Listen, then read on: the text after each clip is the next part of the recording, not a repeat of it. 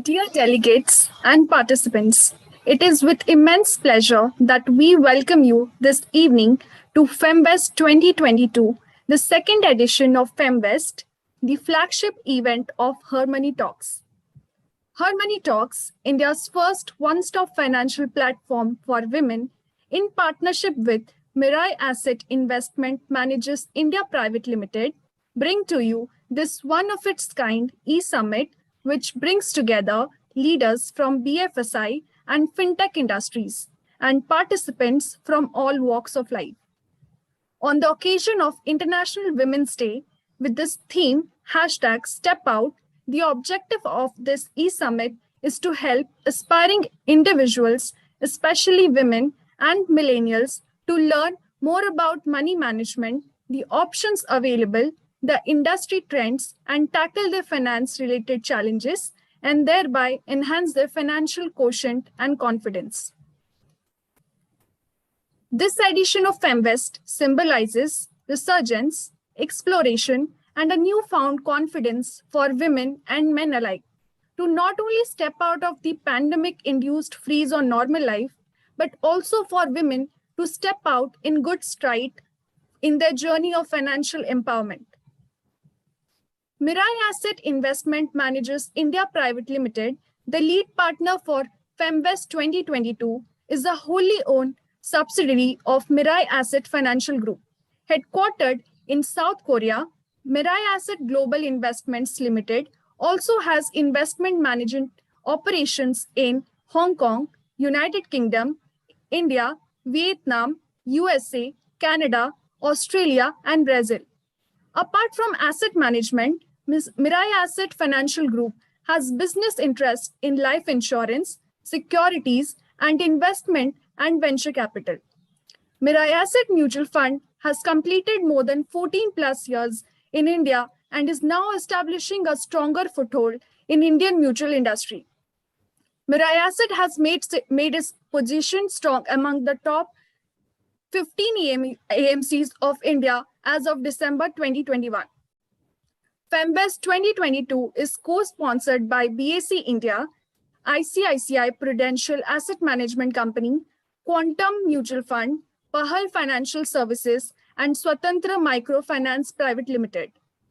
Established in 1875, BAC is Asia's first and fastest stock exchange in world with the speed of 6 microseconds and one of India's leading exchange groups.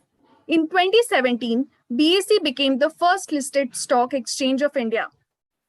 ICICI Prudential Asset Management Company is leading AMC in the country, focused on bridging the gap between savings and investments and creating long-term wealth for investors through the range of simple and relevant investment options.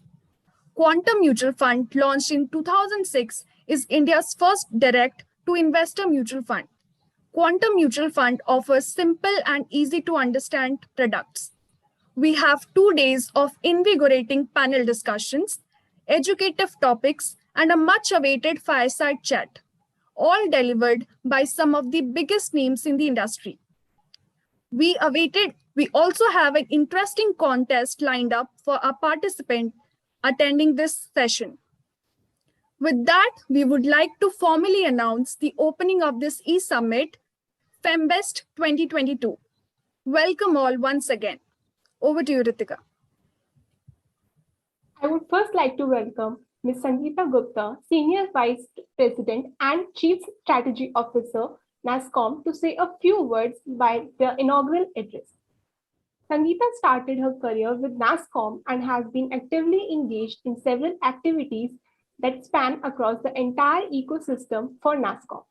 She has played a key role in various initiatives at Nascom, including flagship initiatives like the Indian Leadership Forum, Building the Industry Long-Term Vision, the annual Nascom Research Report, the Strategy Review, and the Product, along with 10,000 startup initiatives.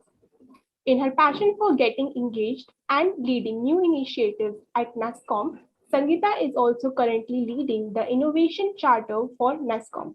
Sankita has bachelor's degree in economics from Delhi University and a master's degree in economics from the Delhi School of Economics.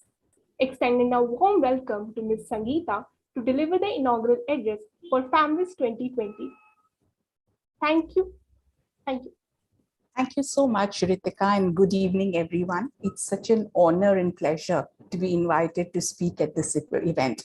I'd like to extend a warm welcome to all the participants, my fellow speakers, attendees, as well as the organizers that have so thoughtfully put together the second edition of FEMVEST.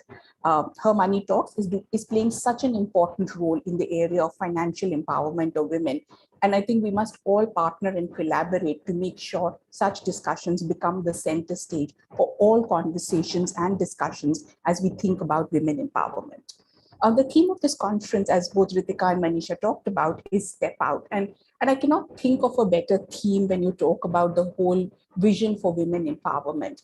The last 2 years have been about a pandemic-induced inertia. We are all wondering what lies ahead. But I think the Step Out is the right theme to say the world outside will continue to change. We are living in a never-changing, never similar normal. And it's important we step out and figure out what are our strengths, which are the areas we can take control of, what can we do to excel in what we do, fail, succeed, but keep growing. I think that really is the key theme for what Step Out to me represents.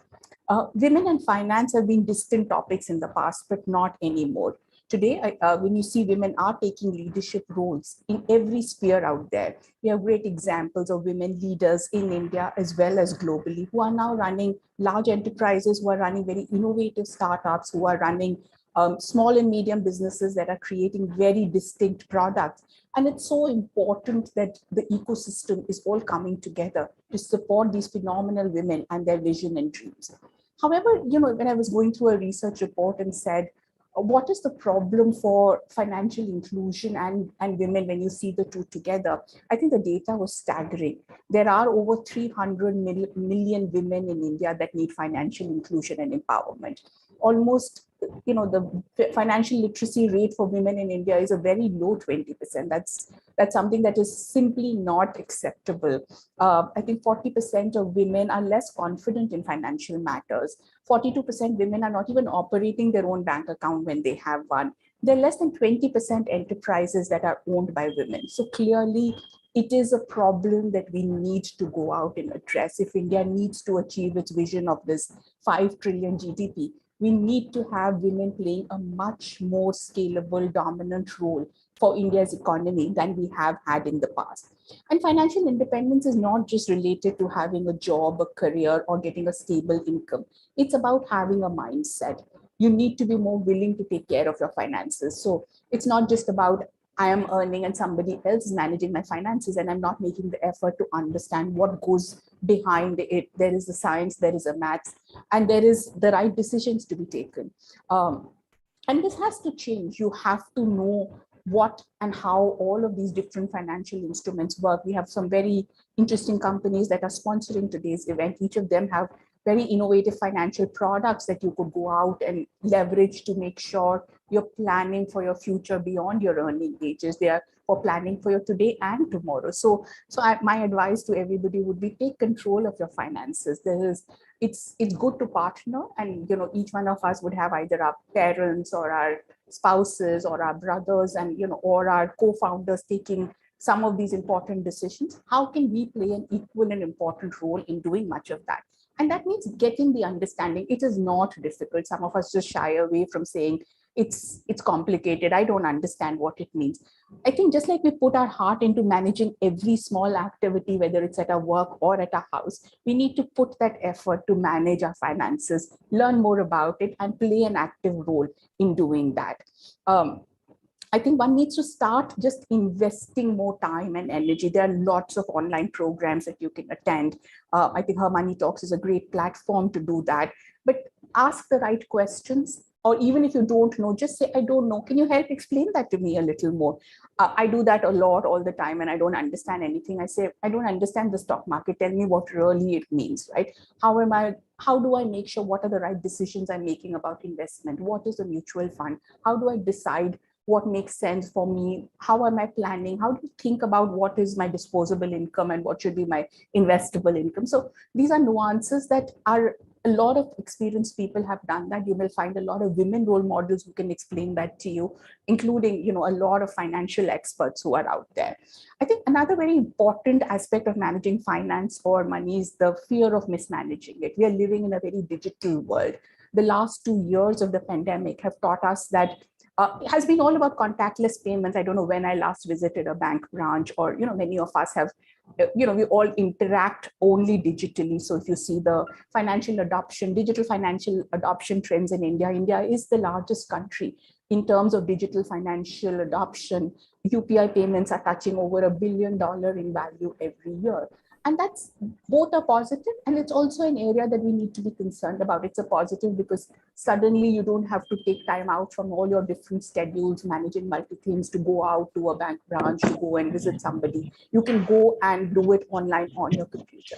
But I think the concern is really the fear or risk of, losing your data, getting hacked, or just somebody defrauding you. So here are a few aspects you need to remember when you are doing a digital financial payment. One is never share your PIN and password with anyone, whether it's your UPI PIN, whether it's your credit card PIN, whether it's your net banking passwords. These are really your key assets, and you need to manage these. Second is, even if you get calls, and there have been a number of cyber fraud cases over the last 2 years, posing as a customer care executive and saying your Paytm account, for example, has been blocked due to lack of KYC. And can you share your PIN or your password? And no customer care, no bank executive, no wallet executive will ever ask you for these details. I think the third is really always double check and verify the beneficiary when you're doing a transfer, right? It's very easy to put some one digit wrong here or there, and you can lose a lot of money by doing that. You'll get a lot of people who want to sell you different things. Click here, buy this. Only do it from legitimate sources. Go and make the effort to verify that whom you're transacting with is a legitimate source.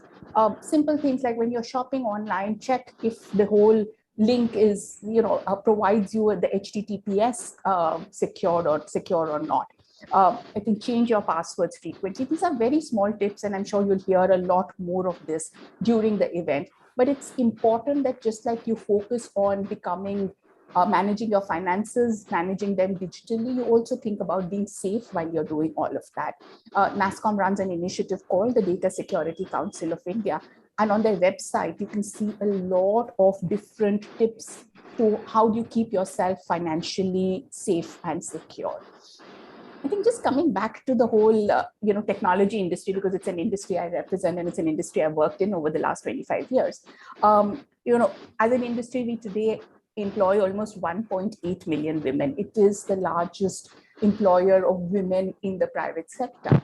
And when we looked at, we did a survey a few years back and said, so where are these women coming from? It was very interesting that almost 25% of the women were first generation professionals in the family. So almost 1/4 of the women had never gone out to do a job.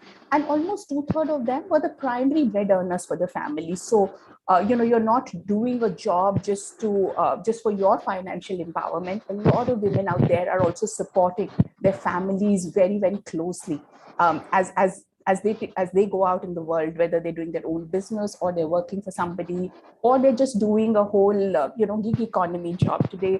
The COVID-induced pandemic has also created this hybrid work models where women have the opportunity to work from home, to take up more flexi working, to do on the few hours that they can work out. So I'm going to stop here and just end with saying, all of you would have heard the quote on step out of your comfort zone and do something big. And, you wonder, what does the step out really mean? Does it mean I have to give up everything I've done? Do I need to do something radically different? It does mean that, but it also means take control of your life from all aspects, your career, your choices, your finances, your physical and mental wellness, and just about everything. So as we celebrate Women's Day, let's make the effort to step out and start this journey. And FEMVEST itself is a great platform towards your financial education, learning, and empowerment. So thank you so much for inviting me. And with this, I'll hand this back to Ritika. Thank you, Ms. Sankita. That just sets the right tone for FEMVEST 2020 and for our journey of financial empowerment as we step into our brave new world post the pandemic. Over to you, Avni. As we kick off the events of the day with a short educative sessions on an innovative concept of top-up SIPs by Mirae Asset, I request the audience to share their questions, if any, in the chat window. This will get addressed in the subsequent Q&A session. I would now like to welcome Mr. Swarup Mohanty, CEO, Mirae Asset Investment Managers India Private Limited, for the first educative session of FEMVEST 2022. Mr. Mohanty is the Chief Executive Officer, CEO, and Associate Director of Mirae AMC. He has over 28 years of experience in the field of financial services, including 20 years plus experience in asset management sales. He is overall responsible for the India AMC. He has been associated with the AMC as head sales from July 2011. Prior to this assignment, Mr. Mohanty was National Sales Head India with Religer Asset Management Company Limited. He has also been associated with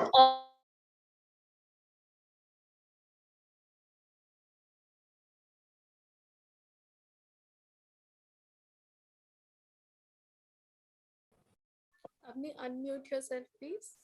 Yes. He has been associated with the AMC as head sales from July 2011. He has also been associated with organizations like Aditya Birla Sun Life AMC Limited, Franklin Templeton Asset Management India Private Limited, and Kotak Mahindra Asset Management Company Limited in sales responsibilities. Mr. Mohanty holds a degree in PGDBM and BCom honors. Mr. Mohanty is also a director at the following companies: Mirae Asset Global Investments India Private Limited, Mirae Asset Venture Investments India Private Limited, Mirae Asset Financial Services India Private Limited. I kindly invite Mr. Mohanty to join us on stage to deliver the summit's first educative session on the topic, Step Up Your Investments with Top-Up SIP. Yeah, thank you, Avni. Thank you so much for the kind words. And I think, what can I say after the first session when it's been so well put? And you know, when you look at the whole concept of Women's Day and you look at the women around you, I've been very fortunate to have been brought up in a house where my mom retired. I come from Bhubaneswar, and my mom retired as the principal of the #1 college in Bhubaneswar. And my father was not he too retired as a principal of the college, but not the best college of Bhubaneswar. So you know who was the boss of our house. My wife just completed her PhD in burnout in finance professionals. I mean, probably indicating at me for all you know. And I have worked with women all my life, and I've had no qualms in admitting that they are not only superior in acumen, but with some women, I've lost out to the amount of physical labor they can put in. So, you know, when I talk about women, and it's not something that it's very true that, you know, you can judge any family, any society, any surrounding, any organization by how the growth of women happens in that particular sort of environment. And at Mirae Asset, with 39% of women around us, is just getting special by the day. So on behalf of Mirae Asset, I'd like to congratulate all the women out there who are going out and stepping out as we speak by the day. And you know, it's such a pleasure to be in a country where women are what they are, and they teach us by the day. So it's not because of Women's Day that I'm saying this. This is something which I believe in, and it's our absolute pleasure to be with HerMoneyTalks second year in running. And thank you so much for including us in your great event. And I hope we as an organization can give some of our expressions back to you in the form of wealth creation. And when you look at wealth creation today, you know, I thought I'd pick up a very simple topic because it is being talked about a lot. And the systematic investment plan has become a go-to environment, go-to investment behavior for Indians across, and that's reflective of the figures that come in on a daily basis into the organization. And we, with an 870 sort of crore SIP book per month, are witnessing some incredible inflows on like I said, on a daily basis. But when you look at SIP per se, it is supposed to be a cash flow solution to investing. You have some money per month, so you put it into your investments on a monthly basis. It is a very good process of owning the market on a regular basis. It leads to disciplined participation, and finally, on a long-term basis through rupee cost averaging, the ability to own the equity markets or the debt markets or the capital markets is generally what leads to wealth creation. But this is how the process has been. I believe it is time that we graduate from that process and convert SIP into a definite wealth creation tool, step it up a bit, and start viewing SIP in a way which can be very meaningful to your wealth creation process. And when you look at that, I think one of the most powerful ways of doing it is by taking into account what we call a top-up mechanism. A very normal top-up mechanism is by increasing SIP or the amount of SIP every month. The other way of topping it up is probably to add some more money in a lump sum manner to your SIP in a regular phase. And the last one, which is a beautiful hack of SIP, is your loan versus SIP. And I'd like to discuss these three topics very, very quickly as we speak. And the first one, do you know that, if you just added a bit to your SIP every year, what would happen at the end of your SIP journey would be very special. I mean, just adding up, say, 10% over and above your investment amount every year can lead to a very different result to what you think your SIP result normally is. And that's something which I'll explore in the next 10 minutes. Because just by adding 1,000 rupees per month, your investment journey can differ dramatically to your erstwhile 1,000 rupees.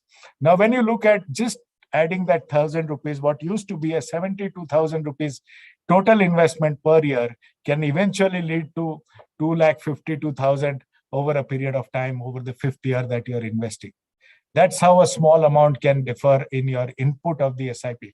Please understand, most of us focus ourselves on the behavior of the market. But when you invest, what you need to focus on is your behavior, and concentrate on your controllables. What is controllable is the amount of money that you put in, which is subject to your risk profile, of course, and the amount of cash flows that you have. But sometimes just a small 10% top up can make a huge difference in the way you invest and your total outcome. That's how much 1,000 rupees per month can sort of change in your overall SIP. And here's my favorite story. Then let's look at a 30-year-old professional. We have Samir in our office, so we based it on Samir here.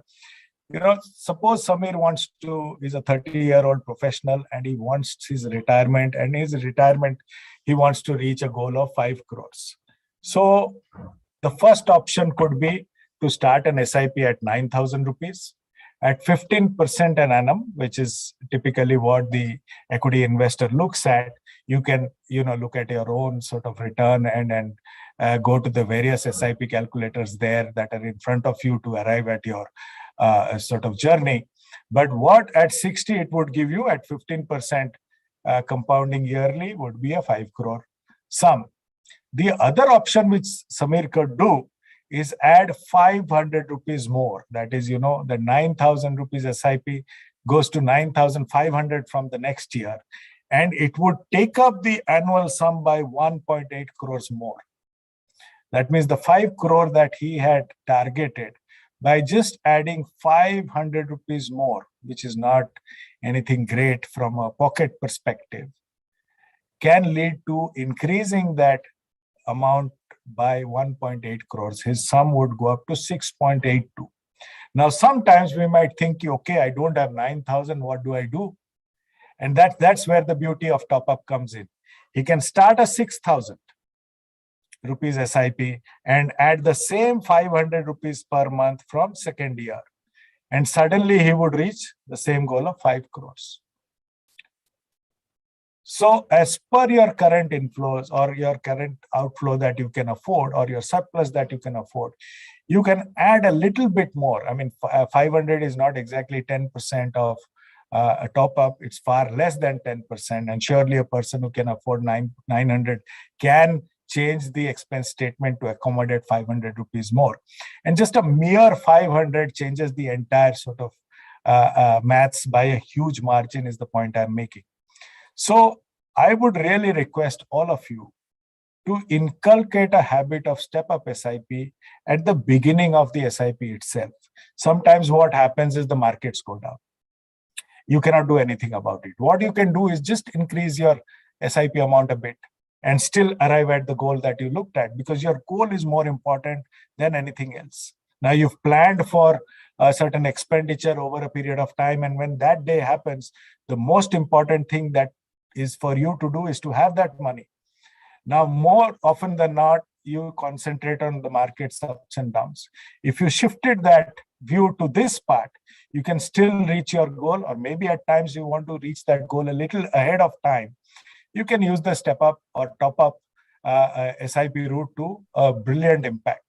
So like I, by rule, do not do an SIP without a top up. And when the markets sort of fluctuate, I inculcate a habit of adding some more a lump sum into it to hasten my wealth creation process. This is also a kind of a top up, or this is also a kind of a step up. I mean, in days like the last 5-6 days, I mean, for no particular reason, which are impacting Indian balance sheets, the markets have been behaving in a certain way due to a war. Now, if the war is perpetual, money will not be very important. Let's be very honest out. But if the war ends at particular point of time, the markets would reverse as a reality. And at that point of time, it will depend on how much you participate in the market in these levels, which will define how much money you get on the upside of the market. That's pure mathematics. Now, one is, your existing SIPs are going and you hit a monthly SIP. But there is nothing stopping you from adding 10% that amount in these falls. And the final figure, as I've explained in the last slide, can be pretty dramatically different. I mean, suppose you are investing 900 rupees and 10% of that is in 9,000 rupees SIP, 10% of that is in 900. Just add 900 or 1,000 rupees in this fall, nothing stopping you from doing that. And then that's how you sort of change your wealth creation pattern. Coming to the next one, how to use this is my favorite slide. And that's something which, please, it's a humble request to for all home loan or car loan or any user. When you look at a loan, there are two parts. There is the principal part and there is the staggering interest part. How do you invest in a way where, just a little bit of top up in that entire part benefits you? And look at it. If you invest just 10% of your EMI in equity mutual funds via the SIP route, the final outcome can be pretty staggering. Like, say, suppose my EMI is 40,000. I'm asking for a top up of 4,000. Suppose my EMI is 20,000. I'm asking for a top up of SIP. EMI on this side, but an SIP of 2,000 on the other side, right? And let's look at some of the results. Suppose your home loan EMI is, say, 43,000. What we are asking you to do is just start an SIP at 3,000 rupees. That means your total outflow will be, say, 46,000 or 47,000. What will happen is your home loan, if you take a 50 lakh loan as, say, a rate of interest, these are examples, of course, the rate of interest are different, so you can calculate them on your own. If you're at a rate of interest, your EMI for 30 years is, say, at 43,000 odd rupees. What you pay after 30 years is a total payment of 15 lakhs, 1 crore 57 lakhs. That is 3 times more than what you borrowed. That is what the interest component does to you. Your total interest is actually 1 crore, which is double that of your borrowing amount. And your principal is 50 lakhs, is what you've borrowed. This is pure mathematics. The interest component is your killer. And that's the price you pay for borrowing money. No wonder if you go back to the earlier days, the king used to borrow from the moneylender, and eventually the moneylender started owning the kingdom. This has happened in the past. And then sometimes if you look at some of this history, why money lending is such a big business is from the banking system. Generation days, it's there because the interest component is the cream. How do you then kill this and move it to your advantage? just start a 10% SIP. And I'm assumed, say, an expected CAGR return of 15%. Here, if you expect a CAGR of, say, 12%, now the home loans are at 7% too. So it's the same sort of difference that I'm talking about. And let the SIP tenure be of 30 years. The value of this 3,000 rupees SIP after 30 years at 15% CAGR is actually 2 crores. Let it sink in. Just 10% of your EMI amount. And actually, you are left with a surplus of almost your collection amount or your home loan amount. This is something which my colleague told me just a few years back, and this is something which I started practicing. And I thought it's a powerful way of utilizing the SIP and helping it find a solution to your cash flows. So just before I end, just two takeaways. A lot of us think of becoming, or getting a crore of money. I'll leave behind one mathematics on this and how they differ. Now, if you did an SIP of, say, 35,000 at an expected return of 10% for 10 years, your SIP amount at 10% would be, say, around 67, 68 lakhs. But you've topped it up by 10%, that is 35,000 means you add another 3,500 next year to the SIP. Then you would reach 1 crore in 10 years. That 30 lakh difference is what this top-up gives you. That's the power of a top-up. So please do not start SIPs with a top-up. Gone are those days when you would approach SIPs like the mundane 3,000, 5,000, 10,000 rupees a month without an outcome in mind. First, put a goal in your mind. And if the markets vary in a certain way, add a top-up to your advantage to reach that goal. Please do use the home loan or the car loan hack to benefit from this onslaught of interest payment that you make, and look at converting your SIP going forward through this very simple hacks into powerful wealth creation and, more important, solution providing mechanisms for your own finances. Yeah. Again, wish you a very happy Women's Day, all of you, and thank you so much for your time. It's back to you, HerMoneyTalks. Yeah. Thank you, Mr. Mohanty, for that wonderful and very insightful session on stepping out to take charge of our investments with top-up SIPs. We now open up the Q&A session. Audience can share their questions for Mr. Mohanty in the chat box. So, sir, we have a few questions. Yeah. So first is, what advice would you give to women and girls in college to manage finance? See, it's not about women or anybody. I'm just fascinated that somebody in college is asking for finance. That's amazing for me to hear. Because if at your age, when I was in college, if I would have just invested 500 rupees per month, today I would be financially free. I'm 51 today. That's how little money is required for you to start your finance. First, when you lead your life, you have certain goals in your life, certain wishes in your life. First, jot down what you want to do in your life. And as life progresses, they might change, which is fine. But first, put what you want in life. As you put your wants in front of you, and they become your goals. And once you know what you want to do, and how much money you want, where to invest becomes easy. Otherwise, it's a mindless journey. So for me, at that age, most important to the lady who's asking me, my first thing is, you have the world in front of you. First, define your life. It can change. If that changes, your plans can change. But first thing, put your life in perspective, define what you want to do.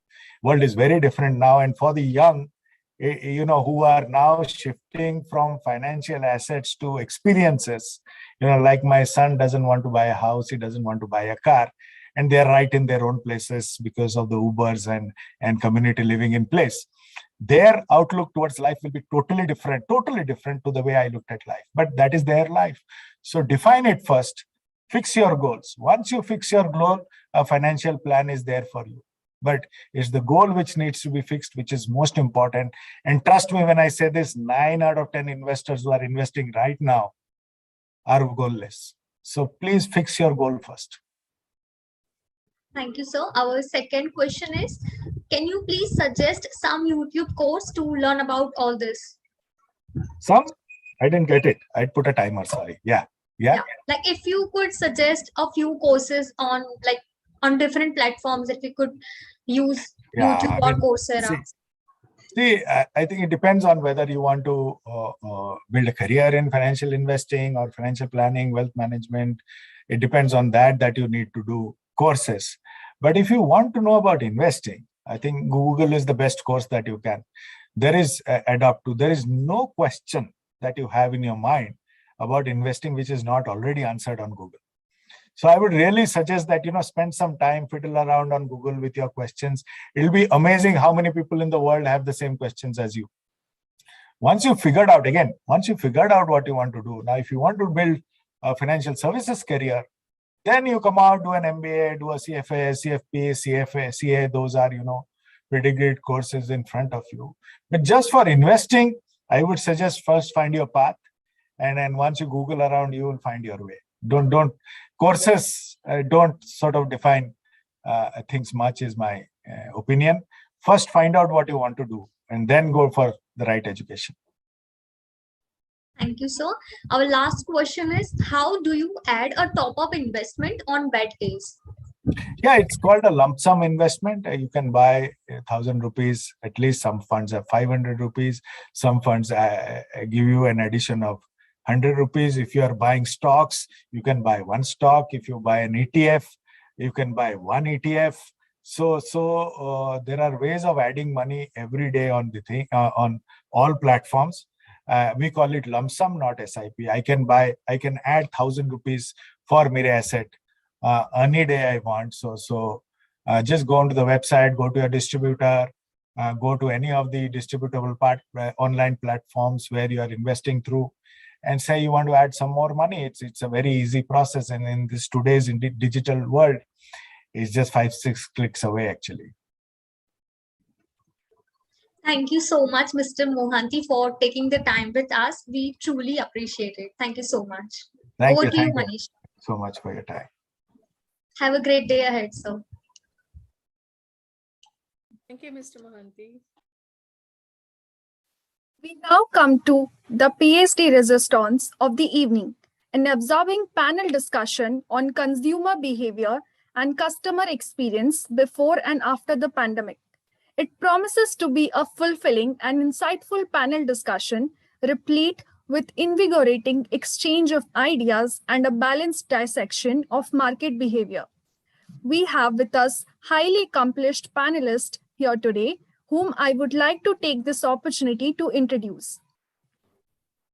Firstly, it is a pleasure to invite on stage Mr. Mayuk Datta, Product Head, Mirae Asset Investment Managers India Private Limited.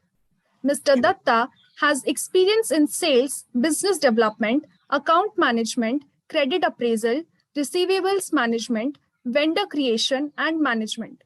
His exposure in mutual funds and insurance has given him a rich grounding in retail financial services. He has been managing frontline sales force in terms of driving and motivating people to achieve targets and involved in people development. Welcome, Mr. Datta. Thank you. Next. I hope you can hear me. Yeah, thank you. Yes, sir. Okay. Next, we are delighted to welcome on stage Ms. Reena Nathani, Chief Business Officer, Quantum AMC. Ms. Nathani has over 20 years of experience in building businesses, advising companies, and leading teams to successful outcomes. Prior to joining Quantum AMC, she was a director in KPMG's advisory practice in the US and head retail businesses at Suminter India Organics India. She has done masters in management studies from Janalal Bajaj Institute of Management Studies. Welcome, Ms. Nathani. Hi, thank you. Thank you for having me here. And it's great to have so many ambitious and eager women to learn and be here today. Thank you.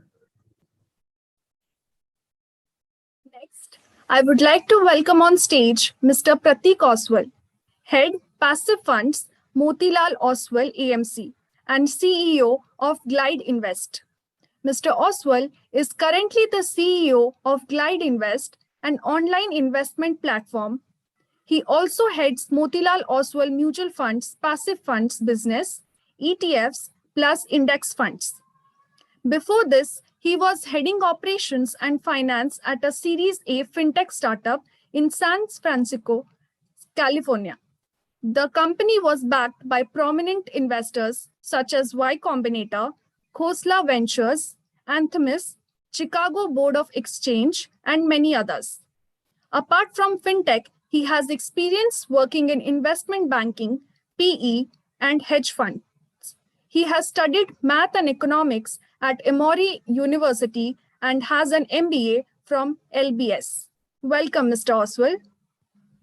Hi, thanks for having me. Thank you for the kind introduction, Manisha. Looking forward to this day. Our final panelist for this discussion is Mr. Anuj Kakkar, co-founder of Frio, India's first credit-led neobank. A serial entrepreneur, he successfully co-founded and exited his previous startup, SkillWiz, where he worked on developing a skill assessment platform, which later pivoted to TapStart, a job discovery platform. He has spent his early career years in advertising, where he worked with top agencies such as Lowe and JWT. He has spent 5 years in the telecom industry, working in marketing, sales, distribution, and product, and has been the head of customer acquisitions for Airtel's Karnataka Circle. Welcome, Mr. Kakkar. Thank you so much. Welcome, sir. Our moderator will be Ms. Nisari Mahesh, founder and director of HerMoneyTalks. Nisari is an IIM Bangalore alumnus, former banker turned writer, and entrepreneur with over 19 years of industry experience. Nisari has 7+ years of corporate experience in banking and insurance, and 10+ years in communications and branding. Nisari is also a mentor at various women and startup platforms. The topic of today's panel discussion is the Great Pandemic Before and After, a dive into fintech, consumer behavior, customer experience, and BFSI industry. As we kick off today's exciting panel discussion, I request the audience to share their questions, if any, in the chat window. These will get addressed in the subsequent Q&A session. Over to you, Ms. Nisari. Thank you, Manisha. Welcome, everyone. It's our pleasure to have you all in this evening for an interesting and much insightful panel discussion. It's been 2 years, the great pandemic stuck all over the world. I know we all are now even bored of hearing the word pandemic, but it's a fact that a lot of changes has happened in these 2 years. When some of the sectors, some domains face the downtime, others have boomed, and even the financial services industry is one such. And the important change has happened in the way consumers behave. There are a lot of changes in the way people buy goods and services and the way businesses started operating, just like we are zoomed now from different parts of India together for an e-summit. And now the question is, what's next? How businesses in this financial services and fintech is gearing up to these changes, expectations, and challenges. I welcome my panelists once again, Anuj, Mayuk, Pratik, Reena, to an energetic panel discussion for this. I know all of you are seasoned professionals in the respective fields. So I'm sure this panel discussion will bring out diverse views and interesting insight. So let me get to the discussions. I start from the alphabetical order. My first question is to Anuj. Anuj, you are building a credit-led neobanking at Creo. You have seen the startup and the fintech world very closely. There are a lot of competition in this field in this last 2 years, especially the fight between the traditional banking and the neobanking. And I would like to know how fintech startups have evolved their business strategies to acquire customers and convince them to this digital world. Sure. Thanks, Nisri. In school, you typically have your surname as your roll call. So I've never been the first guy. Because with K, you'd be somewhere in the middle. Never have gone first because of Anuj. But anyways, good to get started. Yeah. So listen, I think as far as neobanks are concerned, this is a new concept in the world of fintech and finance in India. And it's not something that a lot of people had heard of before, but last few years has seen a lot of this happening. But the way specifically to your question of how was fintech evolved, maybe I can give a generic answer and then maybe bring it down very specific to my industry. Maybe that will help. I think in the last 5-6 years, essentially, people have moved to say that if I can get groceries in 5 minutes on my phone, if I can get a cab in 5 minutes on my phone, why can't money be as easily accessible, available, transferable to me? And it's not something that's new. I'm not saying something that people don't know on this panel, or maybe your guests also know it. But actually, to action that out has been very, very tough, because at least in our country, the banks have played that role, and and they have played a certain very different kind of role, and they've obviously moved ahead and done a lot of work in the digital space. And the joke going around WhatsApp was that the pandemic was the CTO or CIO of banks, because it forced them to figure out how digital world would be. But the need for getting into digital services has suddenly sort of shot up over the last 5-6 years, right? So and last 2 years, you see a lot of people invest their money. So suddenly you see people have more money in their bank account. So what do? I can't go and spend it anywhere. So let me go invest it. So investment products have taken a boost. People have started to look at insurance digitally. Credit obviously has gone up. It's always been an underserved market. If you look at all the cards that are talking about in the market. So I think it's just the digital aspect of it has really taken off. So UPI, for example, does about $100 billion of transactions a month, while cards actually do about $20 billion. So it's a 5x growth. I personally would otherwise use my credit card and go and tap the POS machine. But these days I probably use my UPI more. It's just become a habit. There's no scientific basis on that, but it's just become a habit for me to now not touch the POS machine, right? So people's behavior has sort of evolved over the last few years, maybe more so in certain urban areas, and maybe differently in maybe other semi-urban areas, and maybe in the 1,000 city in the country. But as far as say banking as such is concerned, 30 years ago, pre-1990s, the 95% of deposits were with public sector banks, right? And then the private banks came, HDFC, ICICI, Kotak. And what they did is that they essentially, with better products, better services, better branches, an AC branch, somebody could walk in and be comfortable. Phone banking, SMS banking, mobile banking, it took away 30-35% market share. And we believe that as the needs of the customer evolves, and that's where, going back to my earlier point of where you can get you can get groceries and cab on the phone in 5 minutes, why not money? As the needs of the customer evolve, the banks will also get involved. So you put all of this together, your need for being digital, maybe boosted by the pandemic, you want services on the spot in your house, and the way products and services have become better and better and better. I do think that the fintech industry is seeing a pretty big, large boost, and that's going to continue over the next 4 or 5 years. But I wanted to caveat this out, that it's not that we are growing or we will continue to grow at the behest of banks going down, and that's not our view from day one. We've done credit products, we have spending products, and we have pay later products in 1,000 cities in India. We have banking product where we take deposits, but we work with bank partners, right? So bank people have the smartest folks. Honestly, they are really, really smart people across the board. So it's not about they killing fintech or fintech killing banks. I don't think that's going to happen very soon. Both have to play to their strengths. And that is something that we firmly believe in, and we'll keep working together. So we have our own licensing in, say, on that. We have an NBFC license. Tomorrow, if a digital banking license comes up, we'll take that as well. But that does not mean we'll stop working with banks and existing banks to be able to offer better products. We will play to our strengths, which is probably product, data, technology, customer. They will play to their strengths, which is maybe balance sheet, regulatory, and a lot of other things that bring stability to the market. So I think in the interesting times, the macros have definitely helped. At the top level, the macros helping. At the bottom level, the accessibility is helping. And then all of this has just been boosted by the pandemic. So good time to be in the fintech world. I guess it's more of a co-creation between the banks and the digital platforms for better customer experience. Yeah, and of course, I'll come back to you because that's one question I had about the trust factor. Like, how do you build trust among the customers? I'll come back to you. Now, let me move to Pratik. Pratik, apart from the responsibilities in Motilal Oswal, you head Glide Invest, an online investment platform. So who are your target customers here? And what is that one key change of customer experience you are addressing here? Sure. Firstly, good afternoon, everyone.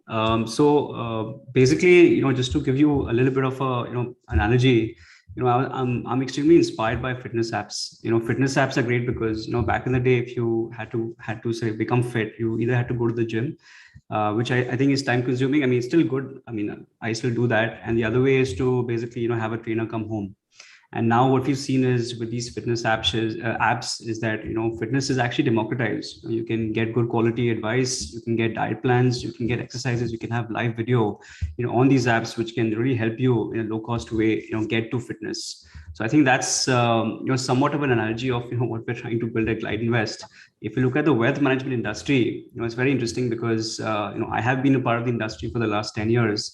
But the problem is that, I only, because I am in physical form right now, all I can focus on is really wealthy people, so unfortunately, the entire industry, focuses on people who are 30 lakhs, 40 lakhs, 50 lakhs, 1 crore above, because to be honest, below that, it doesn't really make sense for a wealth manager or an independent financial advisor to go out there and meet customers. So that sort of segment is pretty crowded, and there's also like a lot of good stuff happening there. But what about everyone else? I mean, what about the guy or girl who wants to do 20,000 or a 30,000 or a 40,000 rupee SIP?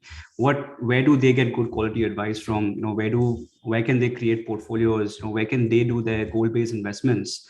And this is going to be most of India's population, unfortunately. So I think that's where sort of Glide comes in. So I mean, the idea is that can you offer a platform that offers great quality advice, at obviously a good cost to all our customers and help them create their wealth.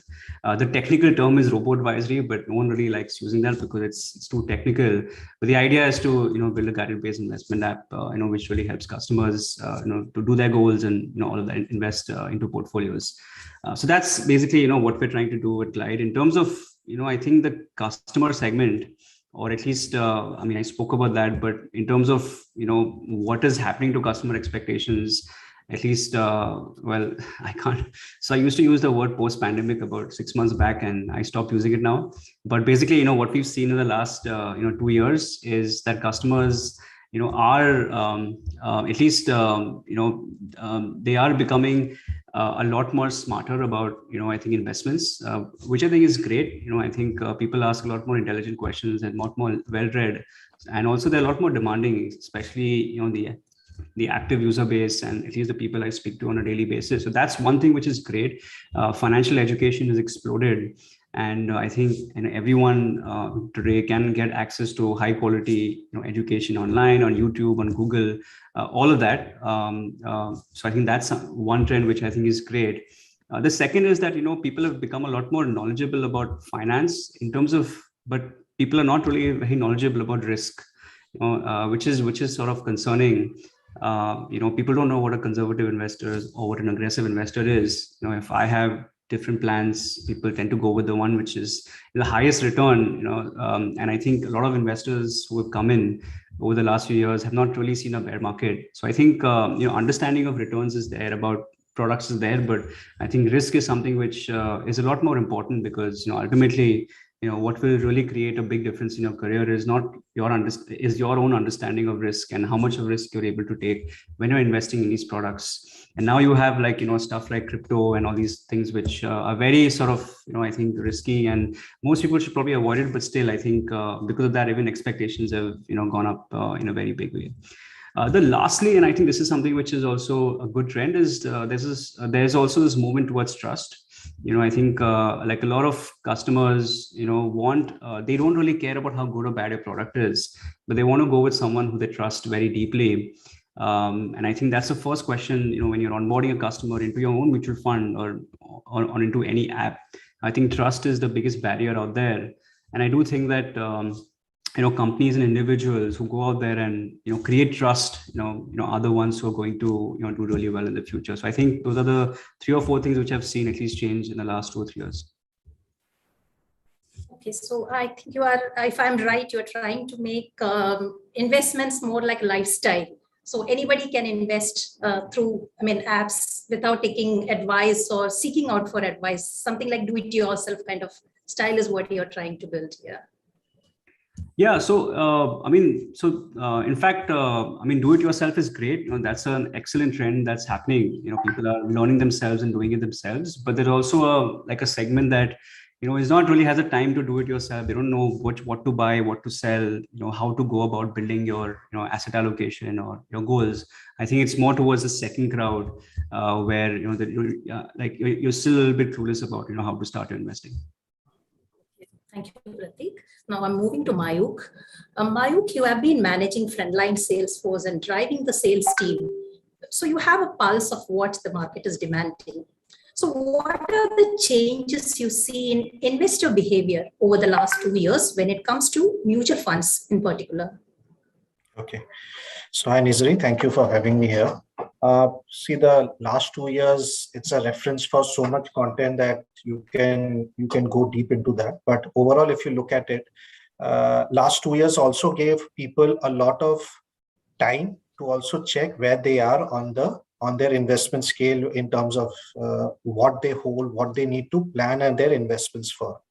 So that was the first thing, which was an input part. Earlier, what was slightly procrastination, people got the time and they also understood the need to have a proper set of array of products or investment, let's say vehicles in their portfolios. That was 2 things which came out very strongly. For example, people understood that they need to invest for their emergencies. They need to keep some money aside. They need to have an insurance. And so these things were more so, let's say, peripheral discussion, but the time and the need was very much evident in front of everybody. So they went into that discussion. So that also happened. What that led into is that a sort of a lukewarm awareness, immediately people leapfrogged into product discussion. And that's something which has happened, which Pratik also talked about, that people immediately started looking into what is the best performing products and so on, and just get into that. It also, and that is nothing wrong about it, because 2020 also showed people that there is merit, at least on the equity side of investment, that if you stay invested, you can make a return. So what was an experience of March 20 in terms of markets coming down, in 6 months, they saw that staying invested makes sense. So all the more reason to keep on investing and so on. What is slightly off tangent is that the discussion straight away went into where to invest rather than why to invest. So the reason of discussion was that while everybody understood that they need, for example, everybody understood that they need to have something keep aside as an emergency fund, just for an example, because that people would understand. But why they could understand, but they did not have that same understanding for all their investments. You could have an emergency fund, but also need a retirement fund, right? Or retirement kitty. But instead of having a discussion of why I should have a retirement kitty, everybody went into which is the best performing fund. At least when I talk about mutual funds, it could be for mutual funds, it could be for a bank deposit, anything. Everybody went into what is looking good, great right now, rather than what is fitting me, what is useful for me, which will take me from point A to point B. So the question which we would always say is that the why is more important. Once you know the why, you know what to do. And unfortunately, people understood how, which is mutual funds, which could be insurance, which could be many other things. But nobody wants to discuss the why, because the why becomes, and the why is very universal. So therefore, it looks boring. Which scheme, which product is more tantalizing? The content, the bombardment on your phone, on your laptop, on your newspaper is always about which scheme, which product. I would rather have is this last 2 years would have also led to some sort of understanding that why you should invest, because once you know your goal or what you need for that money for, once you put a purpose behind that money, then it looks not about X percentage return versus Y. It looks about that A vehicle will take me to B point, and that reaching B point safely, soundly is very important for me and for family, or for, let's say, legacy money and so on. So I would have thought that the last 2 years has made awareness, but the awareness leapfrog towards straight away to products, it's slightly disconcerting, and you will find that happening right now as markets are going down, because you went into some scheme understanding it was looking very attractive then, may not look attractive right now. So that's where the situation is, I would say, at this point. So I feel the awareness has to be created, not just in terms of the products, and what happens after that also is important. I'll come back to you with the same question. So now to you, Rina. Rina, we have been discussing here about the changing behavior or the changing aspirations of customers. Rina, you have been leading the team for 20 years, at least last 20 years, which would mean that you have a great connect with your stakeholders, and you know you're well versed with various business strategies for brands. Now, given the way the retail investors think today, what can businesses do for this? What is the takeaway businesses have from this? Sure, thanks, Nisari. I think as everyone, the panelists just highlighted, there's been a lot of change in consumer behavior. And one big thing that has happened, or the pandemic has really fueled the digital sort of transformation, the ability or the adoption of digital. So I think the new normal is being formed, and it's up to companies to really shape that new next normal in some sense. And it's really important for companies to now follow the customer through the customer journey, engage with them where the customer is now moving towards, and your marketing spends, what you do, really should reflect that. I think the other big thing that has been the case for a while now, but is becoming more prevalent, is making sure that businesses are omni-channel and that they're consistently talking about the same message online, offline, at every interaction point. Because as Prateek mentioned, it's really about building trust and doing what you say, saying what you do, and making sure that that trust reflects in everything you say and do and how you communicate. Of course, with that trust, really, you got to build loyalty. The stickiness of the customer is essential today, as even Mayuk mentioned. People follow the next trend. What's the hot thing? It's not about just returns. It's also about what is the risk involved. What are your financial goals? Just because your friend or your relative or somebody said to do it, it's not necessarily the best thing for you. How do you do that through customer relationship management? How do you do that through content, through communication?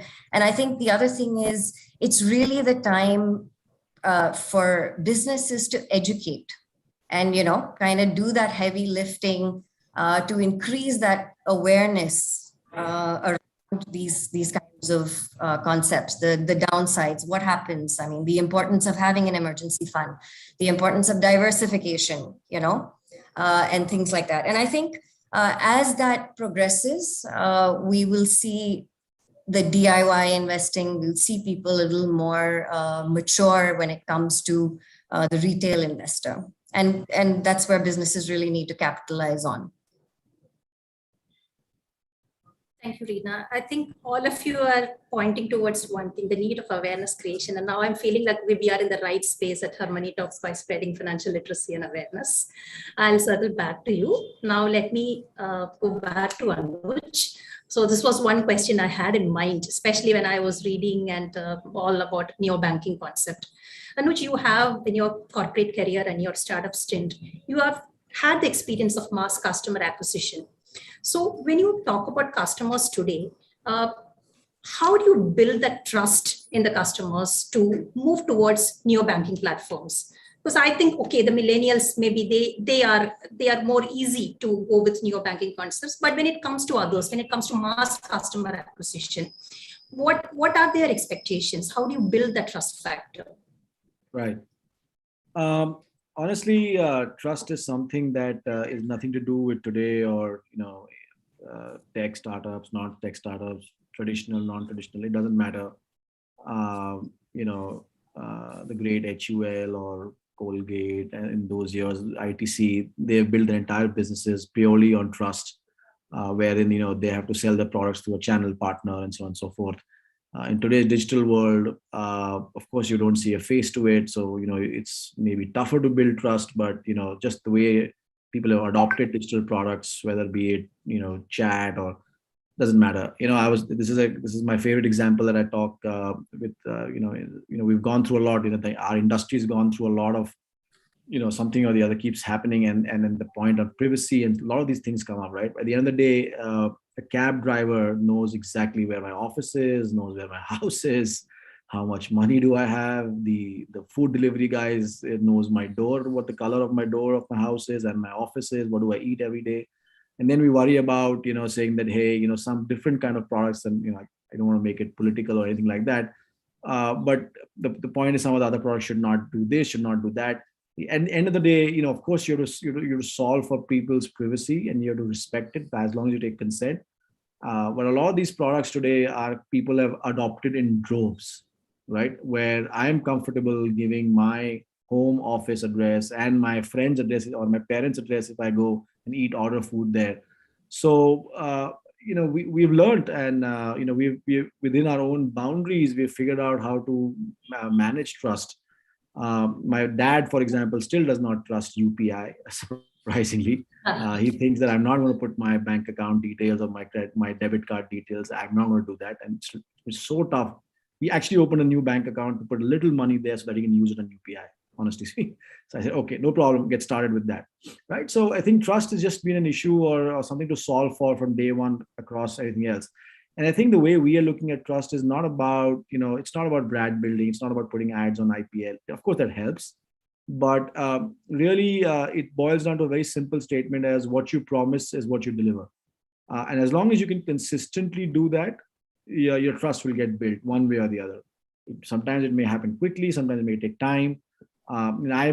We also have loans in our portfolio as a bank, as a neobank. You have to, you take loans as well. Unfortunately, in the credit industry, as the panelist before this was talking about it, the number of people who you give it to, you approve, is far lesser than the people you reject. Unfortunately, you reject more than you let go of, right? And you get bombarded by requests on social media that, hey, you're cheating me and this and that. But that's just my responsibility. I should not give you credit when you don't, you're not able to pay back. But you know what? It doesn't matter, because I am saying I will not give it to you and I don't give it to you. So that is also building trust. And we've seen that over a period of time. Right? Our names are synonymous with some people trust us.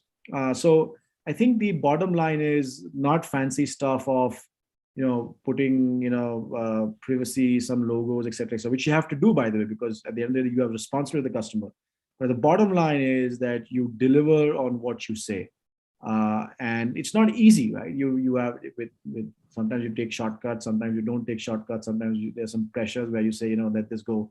But if you consistently deliver on what you do, trust is going to build up, and people will talk about it. And I've been a big believer of this. I've before jumping into the tech startup world, I've worked with traditional businesses where we've done retail, distribution, sales on the ground, and all that's all built on trust. And it just takes 1 minute to solve it. So as long as you keep doing what you say, you're fine.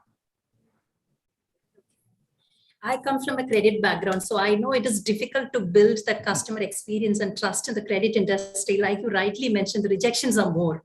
So That's why I was wondering how you manage, especially a credit-led neobanking one. I'll come back to you. Yeah. I think, like I said, I will tell you, I tell people we will reject you and we go ahead and reject you. So I guess we're okay. Okay, thank you. So I'm moving to Mayuk now. Last 2 years was very challenging in the financial services industry, especially the mutual fund industry, like market fluctuations, regulatory issues, significantly growing number of investors due to increasing awareness. I would like to know how the BFSI has adapted to these challenges amidst meeting customer experience, especially people, to make them stay invested in the industry. So, Nazari, I would break up that into 4 quadrants of what has happened, and that's a personal observation, quick. So first one, 2 of them are very customer-centric. First of all, as I talked about it, the awareness somehow has increased in the last 2 years. So there is a lot of content which is being and engagement being done by investors and customers when it comes to financial products. So they are watching content online, they are talking to their distributors, they are talking to their advisors, they are reading up, they are following videos. There is YouTube is full of such influencing universe, and people are engaging there. So there is an awareness. Whether the awareness is in the right stages of education, that is debatable. You can debate about that because it's about products, about concepts, about retirements, about financial planning, and so on. But people are engaging on that. So that's one good part. Second part, when I look at it, is that as people are getting engaging, there is definitely the requirement of managing our fiduciary and regulatory roles. So that is only going to go up as number of investors are going up. So I see a lot of that happening also in all our businesses. On the whole BFSI as a category, I see only regulation going up, which is actually good for the industry because that brings in the trust part. It has to be an equitable and industry which is fair and based on rule-based for all of us. And we don't have any, because unless there is rule-based, there is no reason or for anybody to trust each other. So that's the second part. I see a lot of that happening. Third, I see is that a lot of the back end happening, and that is already happening, which Anuj is also a part of, where we see banks linking to RTAs, linking to payment gateways, so that ease and convenience of transaction and also the number of transactions going up will only go up. So the backend has to be very good, and it has actually come up. In fact, in the last 2 years, most of the time we have not been available physically. Yet transactions and number of investors across BFSI has only gone up. 2 years back, if I talk about the mutual fund industry, the industry had about 1.5 crores of unique PAN numbers in the industry. Today, it is nudging 3 crores. So that number is only going to go up. So unless you have the backend ready for this sort of transaction going up, it will not happen.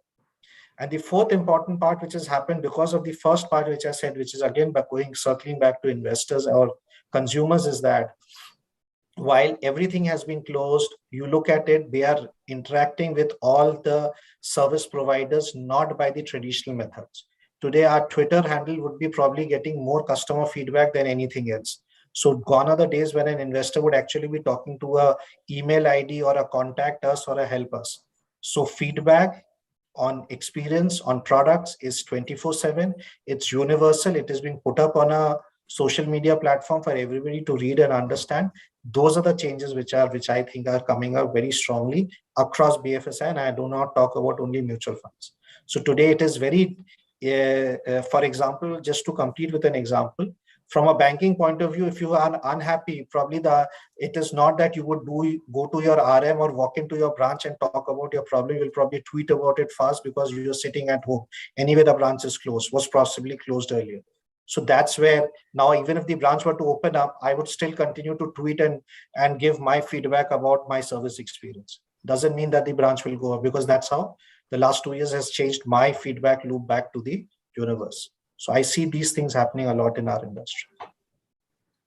To add to it, I hope the mutual fund industry will be the much criticized industry, because even if a 50% down is happening in crypto, nobody is bothered about it. But even if 1% down is happening in NAV, it is much discussed about. Which is fair, which is even 20 years back, mutual funds were as much a unknown black box as crypto is probably today. Now that awareness has gone up, so naturally the feedback loop will also be higher for mutual funds, which is absolutely understandable. Okay, thank you. Now my next question is to Prateek. So like we discussed, there has been a drastic changes in the financial services industry working today. Now, as we all discussed, the focus is on ease and experience, not just in financial planning, but in staying invested. So how do you think the online platforms or the digital platforms can help? It will be helpful if you can elaborate a little bit how the online platforms or the robo platforms can help people stay invested. Yeah. I think in terms of changes, in the industry, I think before we go to the online platforms, let's look at what's the biggest change in the industry. At least, so I've only been there for 3 years, so I can't talk about what happened before. But basically, what I've seen is that the mutual fund industry used to be primarily a B2B industry. where your customer was a distributor or an advisor, whereas you were never really in touch with the end customer. And this is about, say, 4 to 5 years back.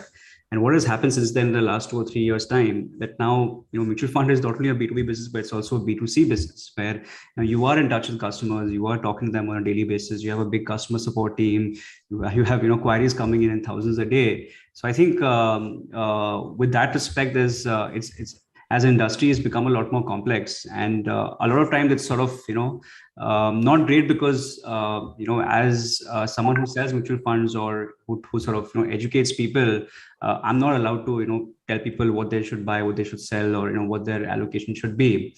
So I think the biggest change has been that this B2C aspect has been quite new, and it's good because it really helps smaller investors to come in and sort of have their sort of wealth creation needs taken care of by themselves. In terms of these platforms, I think what has happened is, because more and more customers are coming in directly, before there was this huge problem of access. How do you buy a mutual fund? It was fairly complicated. You have to fill forms, you have to go to the mutual fund branch, all of that. And now what has happened is a lot of these platforms, these mutual fund apps that are out there, they've really helped in removing a lot of barriers and making it super simple for anyone can just go out there and buy a mutual fund tomorrow, set up SIPs, buy and sell mutual funds, stocks, various products. So I think a big sort of pain point in the industry, which was there about 3 or 4 years back, was access. And now we don't really have that barrier anymore, because it's just become so much easier. In fact, a lot of mutual fund companies are now struggling to keep up with the technology stack that all these apps have. So I think their customer experience, user experience has been quite superior. So I think these are some of the things where it's really helped. I think the next layer in terms of I spoke about it earlier. After you provide access, you have to be able to provide advice. At least to customers who really don't know what to do with their investments. I think Mayuk said something very insightful, that people know how to do it, but they don't know why to do it. I think that advice layer can really help investors with the why, about why are they saving, and also it also helps them keep with the investments, because what I've seen is a lot of people get very excited to invest. I want to invest, I want to become financially stable, but then when the markets are flat or down, people lose interest. People sort of go and come back. So that that discipline is somewhat lost when you don't have a plan in mind. And I think a lot of these platforms can hopefully have that discipline in place, so that investors keep with their investments, and sort of keep making those contributions month over month in their investor profiles. Lastly, also there's a lot more communication happening from the AMC, so I think that's also a great thing. A lot of emails being sent out. I think as someone who talks about mutual funds, I say my job is to sort of selling time, not really mutual funds, because I have to ask my customer, the investor, to really hold on to the investments for 5, 10, 15, 20 years. So I think you're selling compound interest, you're selling time, you're not really selling a product. And I think as more and more AMCs do this sort of education bit on their own, that'll also make a big impact towards getting investors to stay to their investments over the long term. Thank you, Prateek. So I'm continuing that thread. I'm back to Reena. So like we mentioned, in this do-it-yourself world, what are the pros and cons customers should be aware in the current fluctuating market scenario, where there is a lesser hand-holding or a complete risk profiling is unavailable?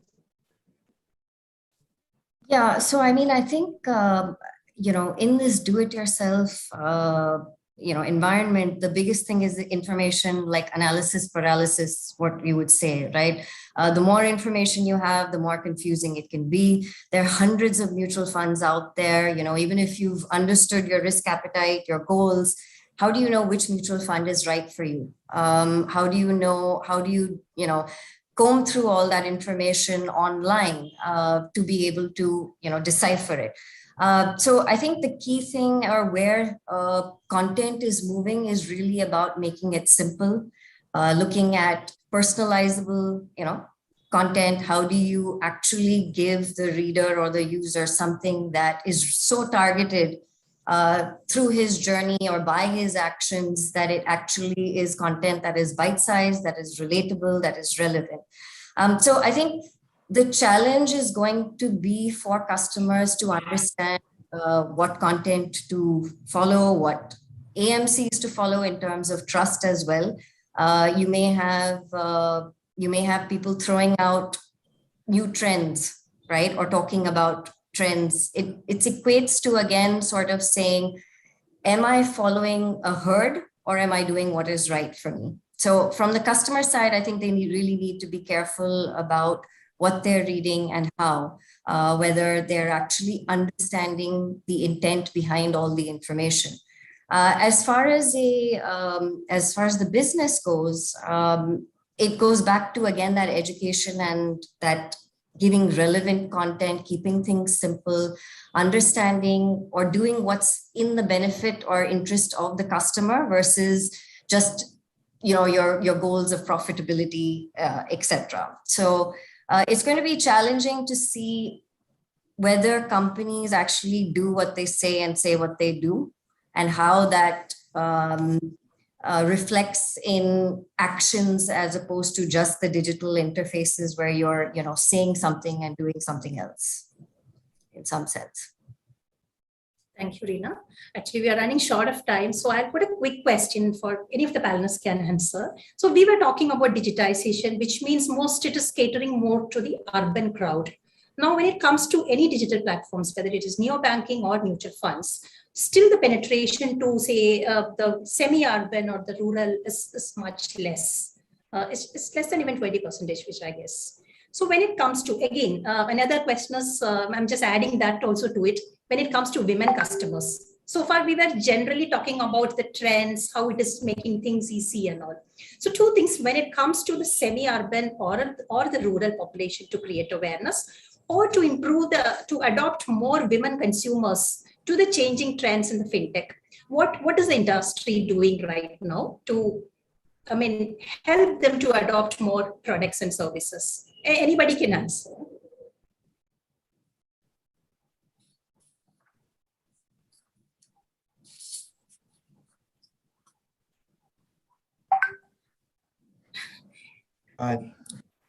Yeah.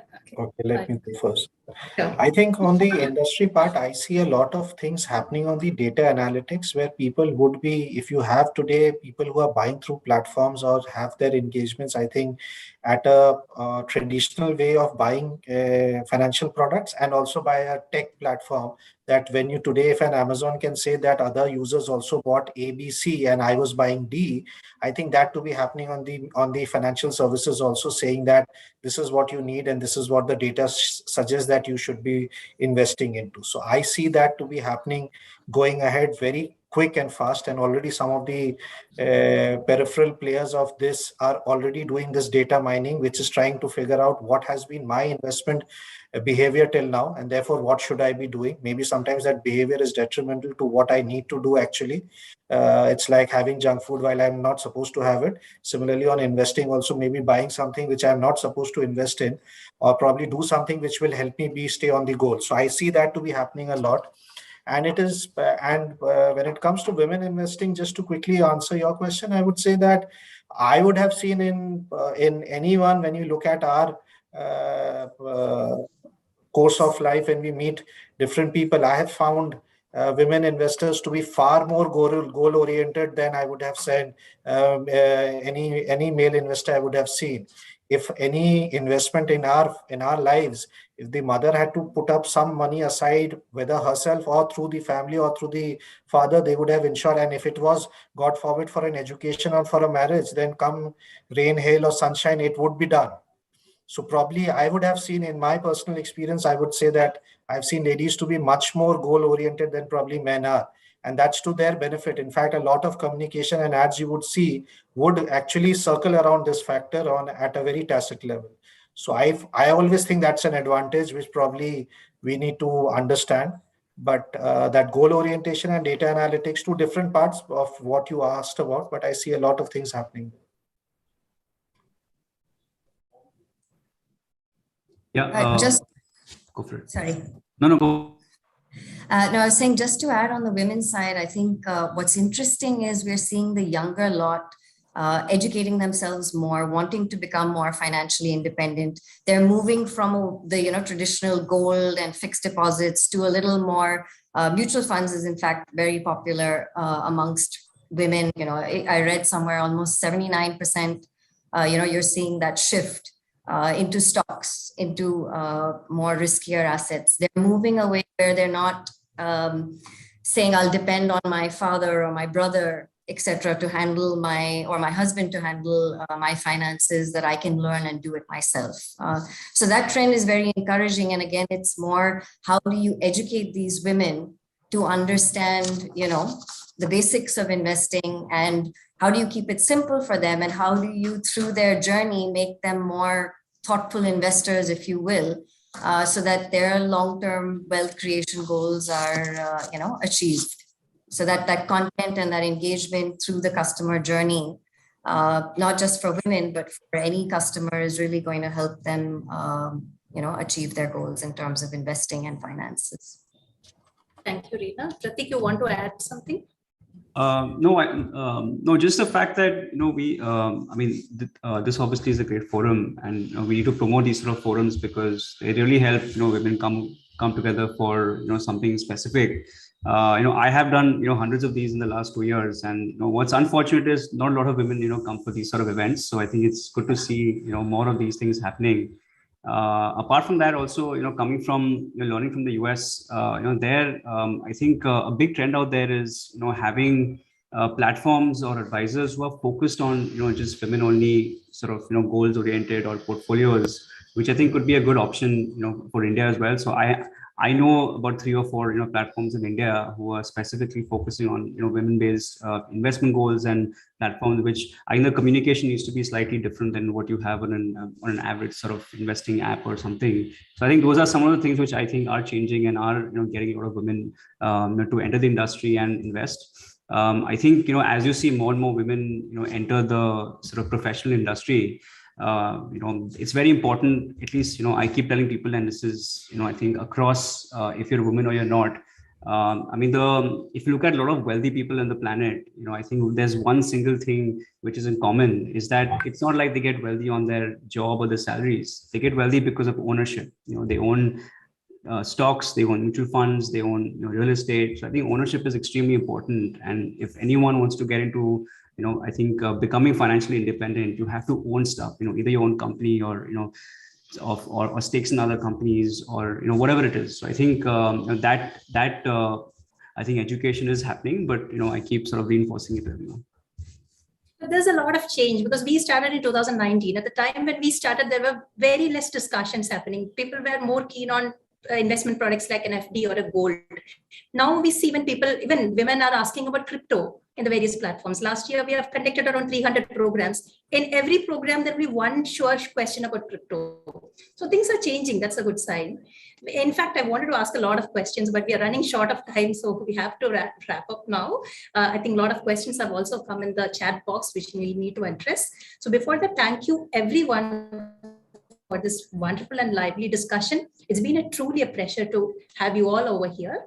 Thank you. Now over to you, Avni, for the questions. Thank you.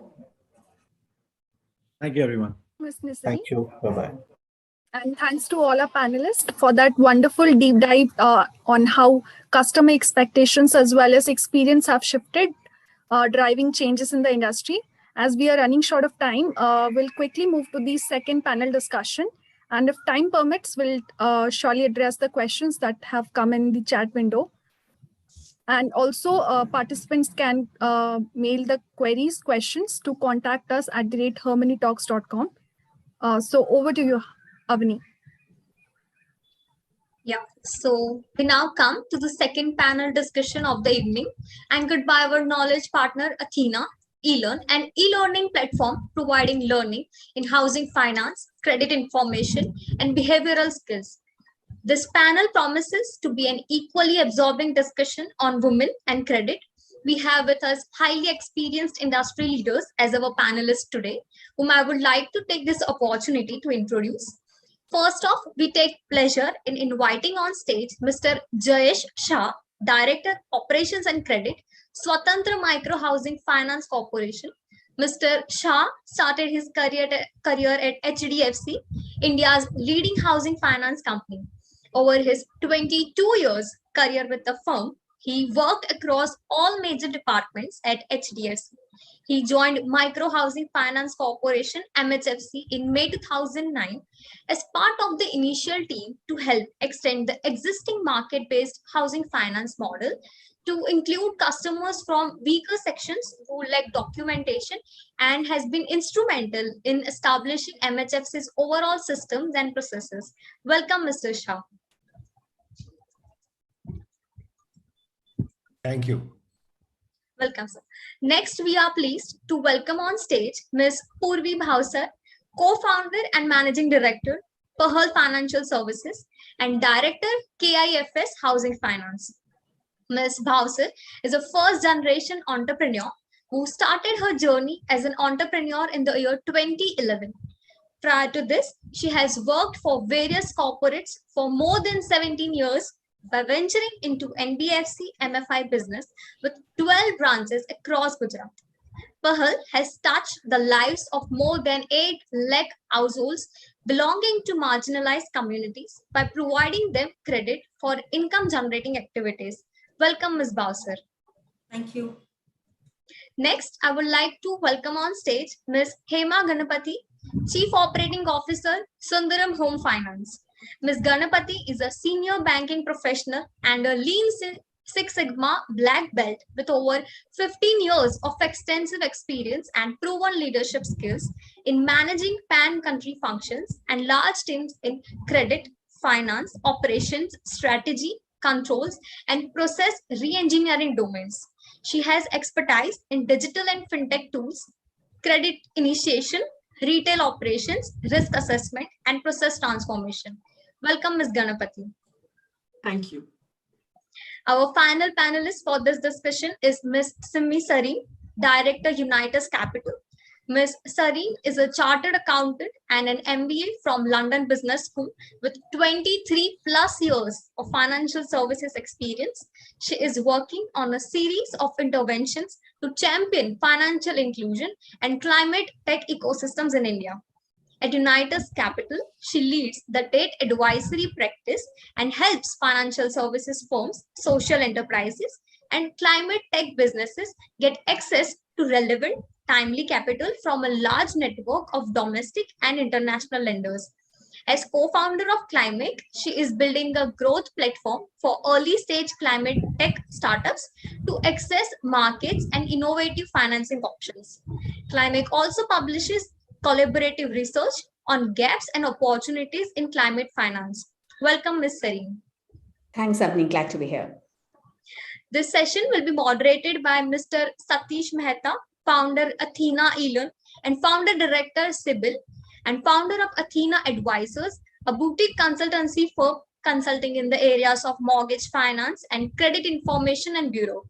Mr. Mehta's experience spanning over 40 years in the areas of housing finance, consumer finance, business development, training, credit information, and management consultancy has resulted in the creation of India's first credit bureau, Sibyl, and he has extended invaluable expertise to the fledgling financial infrastructures of countries in South Asia and the Middle East. Prior to founding Athena, Satish worked with the Quantum Group as CEO, Dun & Bradstreet Dubai as President, Financial Infrastructure and Credit Bureau, Credit Information Bureau, India Limited, or Sibyl as MD, HDFC as General Manager, and Piramal Capital and Housing Finance Limited as COO. Welcome, Mr. Mehta. Thank you, Avni. Thank you. The topic of today's panel discussion is Women in Credit, an Overview, Facts, Trends, and Challenges. As we kick off today's second panel discussion, I request the audience to share their questions, if any, in the chat window. This will get addressed in the subsequent Q&A session. Over to you, Mr. Mehta. Thank you, Avni. Thanks for that introduction and welcome everyone. Good evening. We're running a little late, so I'm going to jump straight into the questions and the discussion. So let me start by, since this is a predominantly supposed to be a more a women-oriented discussion, I'm going to start by addressing my first question. to the only male on the panel. Jayesh, this question is for you. Credit penetration level for women customers. I mean, we have one micro housing finance person, we have one microfinance person, and then of course we have the other two panelists bringing their experience in. So what is your view on the credit penetration level for women customers, especially in the urban and rural areas? Sure. So I would talk with perspective of the micro housing finance, this thing. So it's not as much as in microfinance, because microfinance is predominantly lending to women. But if you were to compare the normal housing finance, like what Ms. Ganpati would be doing, or maybe HDFC does, or some other housing finance companies does, to that compared, I think the micro housing finance has a lot higher percentage of women borrowers than the normal thing. For if I were to take the case of our example, we would have about 75% of our loans which have women borrowers, and not only women borrowers, they would, out of that 75%, 65% would also be women owners of that property. All right, thank you. Hema, can we get a similar perspective from you at the other end of the scale in terms of the non-micro focus, in terms of what is your view on women penetration, especially in the urban and the semi-urban areas? Yeah, thanks, Satish. So, while we have a lot of women population, like Mr. Shah rightly mentioned in the microfinance sector, we do have a good penetration in the home loan sector as well. Given that the real estate is looking at growing, and given that the interest rates are at their lowest ever, the women are coming a lot forward and availing loans. I would say the penetration is close to 30%. And there are a lot of government measures which are in place to encourage women borrowers as well, because they get better benefits on home loans. We have a PMAY which requires a specific woman to be a part of the ownership. Then, we have lower rates for women. So there is a lot of things which is taken as a perspective from the government also to improve, or make it better for women to borrow. So in that space, I think we are making good progress, while we have a lot to cover as well. Great, thank you. Simi, if I can move on to you, how do you feel the lending industry looks at women customers, whether it's home loans, personal loans, business loans, education loans? Is there a positive or a negative view that people have, specifically if it's a woman who's coming forward to borrow, given that we have government focus and incentives for the women borrowers? What is you think is the lending industry's internal view on a woman walking in for a loan? So Satish, I kind of split that question into several segments of borrowing that women need to make, right? And as Jayesh mentioned, and as Purvi will probably tell you, that especially with microfinance companies in rural areas, there's a specific focus on women borrowers, with almost 95% borrowers being women. Now, when you go beyond that to say, look at women business owners, like micro businesses and small business owners, and what's the credit penetration of women there, at that point of time, you have to be aware that the penetration today is quite low. Tesh, give me 1 second, please. So penetration there is quite low, not because the lenders have a positive or a negative bias. In fact, the bias is potentially slightly positive, given the fact that there are government incentives. But if you look at, say, credit teams within banks who are making those decisions, I don't think there's a bias towards or against women in making those decisions. The reason we have a lower penetration of women business owners in overall credit, I think, is a problem of the pipeline. There are fewer business owners approaching banks compared to, say, the men business owners approaching banks. And I think that's the problem that we need to address if you have to address the women credit penetration. I don't think as a lenders, there is any bias that I have seen in decisioning process. Great. And I think you're right. As business owners, definitely the percentage of women is much lower. But if you look at the retail side, increasingly women are having servicing capacity to take a loan, they're owning the house, they want a credit card, they want education loans. So I think, as you rightly said, the pipeline is a problem, but we definitely are beginning to see the beginning of change. Yes. Purvi, if I can come to you now, and I know the microfinance industry is unique in that sense in a positive way, because as you rightly said, women are the predominant borrowers. But do you think it's a social issue primarily across the country still, or you think we've left that behind now? About women not being the dominant applicants for loans? You want me to answer it from the microfinance point of view? Well, your experience is so huge that you can cover Yes. the whole range. So I'm happy to listen to you. Okay.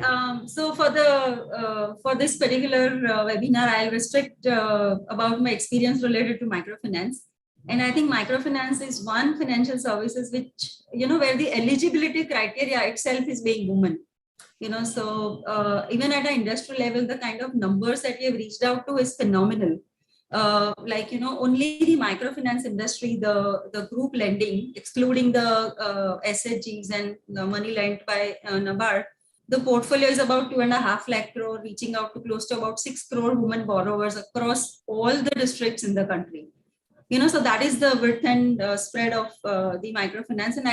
And like as I said, being woman is a prerequisite for taking a loan in microfinance. So I don't see any social issue or any such problem there, because more or less now, even in the smallest of the villages, this is a very acceptable practice that woman is borrowing.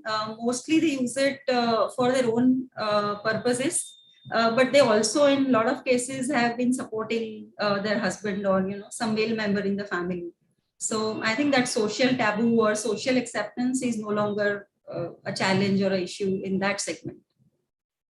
And if I can ask a follow-through question to you, if you were to expand it to the non-microfinance sector, do you then see a kind of a bias or a kind of a, a feeling that, the women are not as welcome to come in for a loan as, say, the men are? I tell you, it is, very surprising, because before even I got into microfinance, and I'm sure it's a myth, or it is, most people do not know that rural, illiterate or a very semi-literate kind of women with no understanding of finance are the most savvy customers, and it's very surprising. But when it comes to urban markets or literal population, literate females, I think it is not about they not being accepted or they having any difficulty. I think it is more of a mindset, with women, that they are not very keen to borrow, or they're not very confident to borrow. And also our social system is such where, the assets are generally not created or inherited by women. So when it comes to borrowing against or buying a house, that becomes a bit of a challenge. But I don't think, as Simi very rightly said, there are no such biases from the lender point of view. So you're saying it's actually working reverse, where the supposedly more educated and savvy women of urban India, or the savvy men of urban India, have not really broken through to giving women more loans than what the supposedly rural part, which is the less educated or the less advanced. So Simi, I have a question for you on that. Is there a pattern as to what kind of loans do women take? And I know you said about businesses not being owned by women also. But do you see a pattern of what kind of loans do women take and what kind of loans they do not take? And is there a pattern of that we can map, or is it just random depending upon the economic situation? So speaking, beyond microfinance on the, I would say more peri-urban, urban women, and I think across the spectrum of credit that women would need, I think in terms of, I would say the absolute other end, highly educated women who use technology well, who are on the fintech platforms, and, talking to, say, people who run peer-to-peer lending platforms, for example, especially focused on the, I would say, the younger set, say people who are taking, extremely short-term credit cards or loans for vacations, or, loans for, say, weddings. All of those, I think women are as savvy and as aware and as on the curve in terms of taking a loan. I think where we've seen less penetration, and I think that's definitely a pattern, despite government coming up with schemes like the Mudra scheme, which is specifically meant for women to come in and take a loan. We have found that women business owners is one pattern where they're reluctant in general to walk into a bank and take a loan. I think a lot of it is driven by, this general perception that I think all business owners have, that banks typically lend against collateral, and women typically don't own collateral property in their own names. It's usually owned by the family or owned by the husbands. Or even if they do, we have had women business owners say that they're not comfortable offering the family property or a joint property as a collateral, and hence are not comfortable in taking a loan. There have definitely instances, though I know that's changed a lot in the past 5 years, when women have gone to banks for, say, collateral-backed loans, with banks looking at, their spouses getting added on as co-borrowers, and women are generally reluctant to do that when they're taking their first loan. So I think we have definitely seen, lower penetration among the bank loans for businesses. When it comes to retail loans, there really isn't a pattern. I think, especially when it comes to, say, loan against gold, women do own the gold, take loan against that, especially when it comes to retail loans, credit cards. There doesn't seem to be, low penetration or a pattern that works against women there at all. Got it. Yeah, that's interesting. Hema, if I can come to you, and you probably know why I'm preambling the question, purely your personal view, women loan takers face a lot of challenges, especially when it comes to credit norms. Your thoughts on that? Not necessarily housing loans, generally, on auto loan, for example. Yeah, thanks, Satish. So, while we have a lot of product offerings which are now available specifically catering to women population, there's a lot which still can be done on the credit norms perspective. If you see some banks and NBFC today, they don't show much of a difference in credit norms when we underwrite a male customer or a women customer. But most of the financial institutions also come under the societal biases, that prevail in the credit norms. Say, for example, if an unmarried woman wants to avail a loan with her dad or a mom, it still does not pass through as a straight-through transaction. Of course, the transaction does get approved, but it does get approved as a caveat, or it does get approved with a deviation. So, that said, institutions are still looking at making gender agnostic policies, given that the credit behavior among women is much better. So you're saying basically that there are some biases, but they are not the norm, or they are not the normal policy. Yes. And that's good to hear that, because I think it's an evolution and that's not going to happen overnight. If I may add, Satish, I think what's needed is not gender agnostic policies, but gender positive policies, right? Because as Hema rightly mentioned, these are not policies, these are biases and societal biases. So I think those need to be, talked about openly. And basically, I think the gender lens in terms of lending norms to say that, pretty much like microfinance is done, not to say that only women can take a loan, but, when you're lending, you need to consciously strip away those biases so that credit officers are aware that even unconsciously, they are not deciding on a loan because the applicant is, say, an unmarried woman, or a woman who's setting up a business on his own and does not want to bring her spouse in as a co-borrower. That's interesting, definitely. Can I come back to Purvi? Purvi, is there something that the women should be looking out for in terms of the kind of loans they can take, and what should they try and avoid? And the second question that will come from that, which I'll throw open to one of the other participants, is what is your view on the P2P lending platforms that have come up more recently? So Purvi, can you kick off the answer with, is there something that what is it that women should be careful about, besides the normal thing that every borrower should be careful about? Okay. So I think I wouldn't say that there is something really additional that they should look for, but my general, from my experience, I can tell you that, they are not very savvy with finance. So they generally don't pay much attention to, the rate of interest, the way it is calculated, the kind of liability that it would, create, and their serviceability, which I'm sure most of it would be seen by the financial institution lending. But, those finer details where whether it is a processing fee or other charges, things like that, they generally don't pay much attention. Those are the kind of things that they should take care. Otherwise, I think like any other normal borrower, everything remains the same, nothing very specific. Simi, if I can ask you the next question, which is that, with P2P lending and all these fintechs coming up, and you keep reading about, applications from certain countries being banned en masse and, people getting frauded and all that. Now, when it comes to women, as Puri said, who are a little less savvy relative to some of the men, what is your advice to the women on this in terms of falling for these kind of, traps? And of course, again, it's not about lending. Every day you read somebody's credit card got hacked and somebody was offered something and 70,000 rupees went away. So what is it that one needs to do? And this is more an education process, which I'm sure Naisari is listening on into and, hopefully doing something about it also. And we are now knowledge partners with her. So we will work on this together. But fintechs, for example, and this is again not necessarily women oriented, it is something I would like to address to the larger audience of men and women. Yeah, so I think one thing, Satish, that fintechs have done is that credit is easy, right? It's available to people who were not earlier afforded credit, like so new to credit people, young students, people who may not necessarily have a lot of income proofs. And I think the important thing for anyone taking a loan is that you should not take a loan just because it's available, right?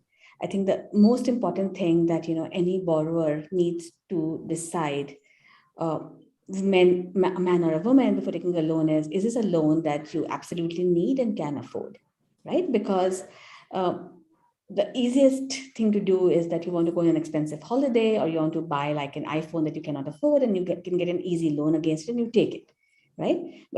But the repercussions of not being able to pay it on time are that your CIBIL score gets affected, that it affects all your credit taking ability for the next many, many years. So I think the important thing is that, only take a loan that you can afford to take and can afford to pay on time every time. I think that's like the single biggest caveat of loan taking, frauds excluded.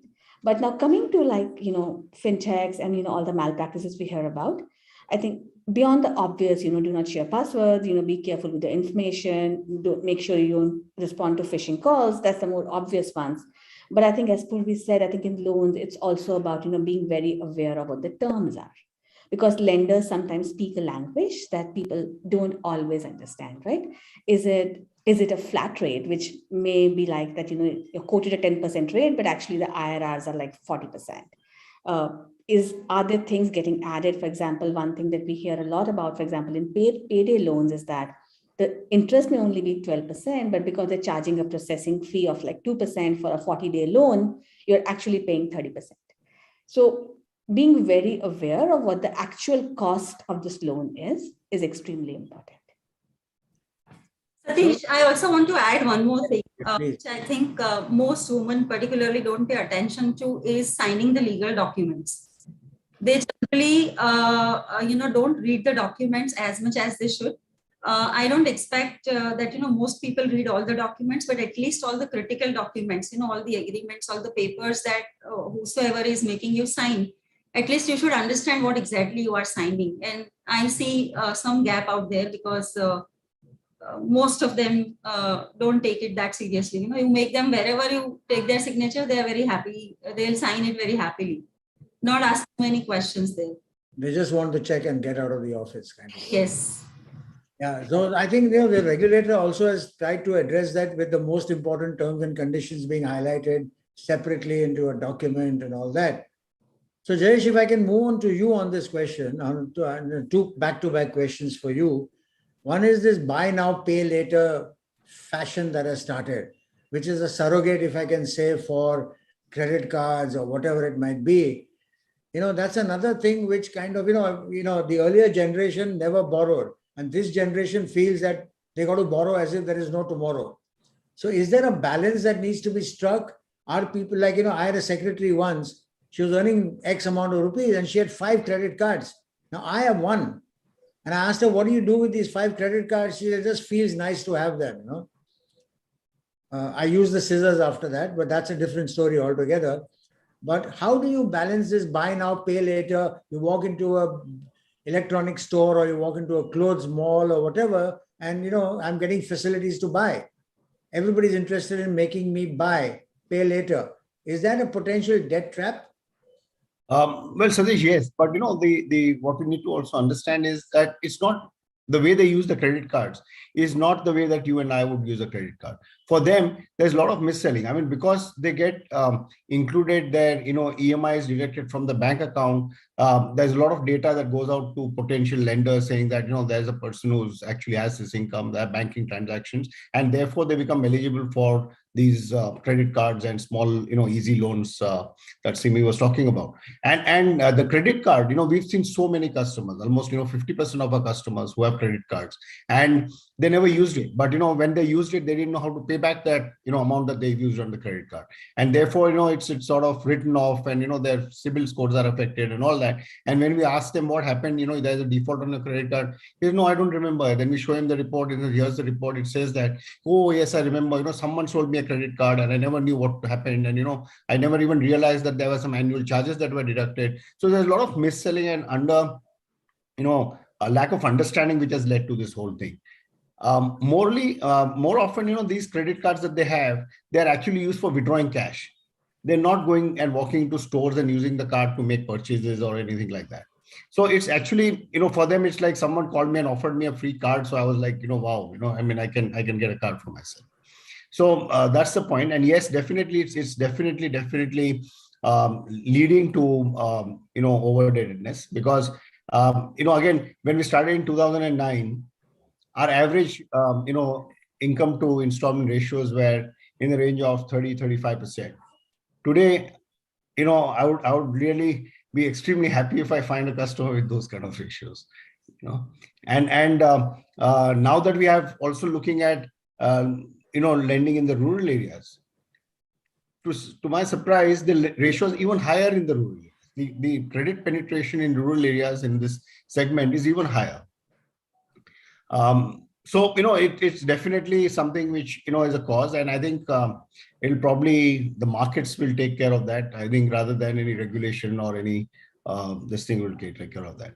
But coming back to your earlier question, I wanted to answer that. When you said biases and credit norms, right? I just wanted to share my experience on that. When we started microhousing in 2009, the idea was to give loans to people who are financially excluded. And mostly when we thought what we meant by financial exclusion was that because they didn't have documented incomes, they would be the ones who would come into us. But to our surprise, we got a lot of women borrowers who came to us saying that, why, though they had formal slips and, some formal incomes, they were turned down by other banks and, housing finance companies because they were single women. They were, unmarried, women staying with parents or applying with parents, and they were not eligible for loans through those organizations. But that number now has come down significantly. So I'm sure the norms have changed in other institutions where they don't, send them to us now. And I think there's a personal view I have, and it was kind of alluded to by some of you. So I wanted to put this question to Hema. We talk about interest rates and we talk about affordability and all, and this applies to men sometimes more than women. Nobody realizes that the most expensive form of borrowing is the credit card, with the kind of interest rates that they charge. I mean, I'm sure most of us on this panel use credit card as a convenience and pay off on the day it is due. But there's so many people who are paying exorbitant rates of interest, and there's compounding and there is interest and all kinds of things happening. So for some reason, there has been silence on that part of the education, about using credit cards very selectively and with a huge amount of, discreetness, because the interest rate on credit cards is anything 30 plus 40 sometimes, So Hema, what can be done to educate generally people, and kind of opening it up for men also? Because it's a crime to be, I'm one day late and I get hit with a 40% interest rate. Absolutely. Yeah. Thanks, Satish. So, I mean, whenever we look at any kind of application that comes in for underwriting, the first thing that we see is what is the credit card, how much is the utilization, and so on and so forth. So there should be proactive educating of the applicants to ensure that their utilization ratio is actually lower. When we mean utilization, it's, how much they spend across their limit. So that said, the number of credit cards, while, it does add to a good credit score if you do maintain a good payment track record, but it still adds again to the number of liabilities that you hold, and more so if you're going to be revolving on that, or more so if you're going to take cash against that. So, the thing is, we'll have to educate customers, but, to ensure that either they have a good debt burden ratio or they reduce their utilization. But Purvi, if I can come back to you, and it's a belief I have, is that as you go down the economic scale and to come to microfinance borrowers, whether for housing or otherwise, does disposable income available after meeting basic needs as a percentage, I would believe, is lower than what it is for somebody earning more, because there are some basic expenses, school children's fees, even though they might be at the lower end. And in spite of that, as you rightly said, the tendency sometimes is to give higher loan installment ratios to people in that bracket. Now, does that reflect in the performance of the portfolio, or is that a myth that I have which needs to be broken? I think it's a myth. Because if I talk about microfinance, the recovery ratio or the recovery rate for the entire industry, barring those difficult events like Demon and now Corona, it is always in excess of 99%. So I would say, in whichever part. So even if there are, some natural calamities, there is a flood or I'll just give you an example of, place like Bihar, which I give a number of times, and I would love to give that example here also. In Bihar, there are at least 1 or 2 months where the flood is bound to come. People do not have money to, pay for their food and all, but your EMIs, they would still end up paying their EMIs. They are staying on the road because, the entire village is flooded. They can't get back in their home. But in most cases, they would take that small, boat or something, they would still come and they would pay their EMI. So even in those difficult situations, on-time collection of EMI would be in excess of 90%. Only 5 to 10% people who for some reason would miss out on their EMI, and within 30 days they would make good that EMI as well. So I think, and this is also partly to do with the psychology of women. They are generally very, very scared of missing out on their repayments, and they would start preparing, and they know that this event is likely to happen. Every year in the month of August or September, this is bound to happen. So they will save money in such a way that, they will be able to service their EMI. So I think it is a myth as if you look at the microfinance data per se. In fact, and I hate to admit this because there are, the majority of women on the panel, but women are always known to be financially more responsible than our men. And therefore, I think what you say is absolutely valid, especially at that segment, which you are dealing with. But Satish, even if you look at the data at an industry level, the NPS, so 90 plus bucket at an industry level, women borrowers versus male borrowers, the NPAs are close to about 5.2% for women versus about 6.9% for the male. So even, if you extrapolate that at an industry level, I think women are supposed to be the best borrowers and best repayers comparatively. Sounds good. To add to this, what Purvi said, I completely agree. It's a myth. And, I'll give you an example from the post-pandemic, as we're coming out of the pandemic. I mean, we've seen our repayments coming back to pre-pandemic levels. And one of the reasons why it has happened is because our, counseling with the women of the house.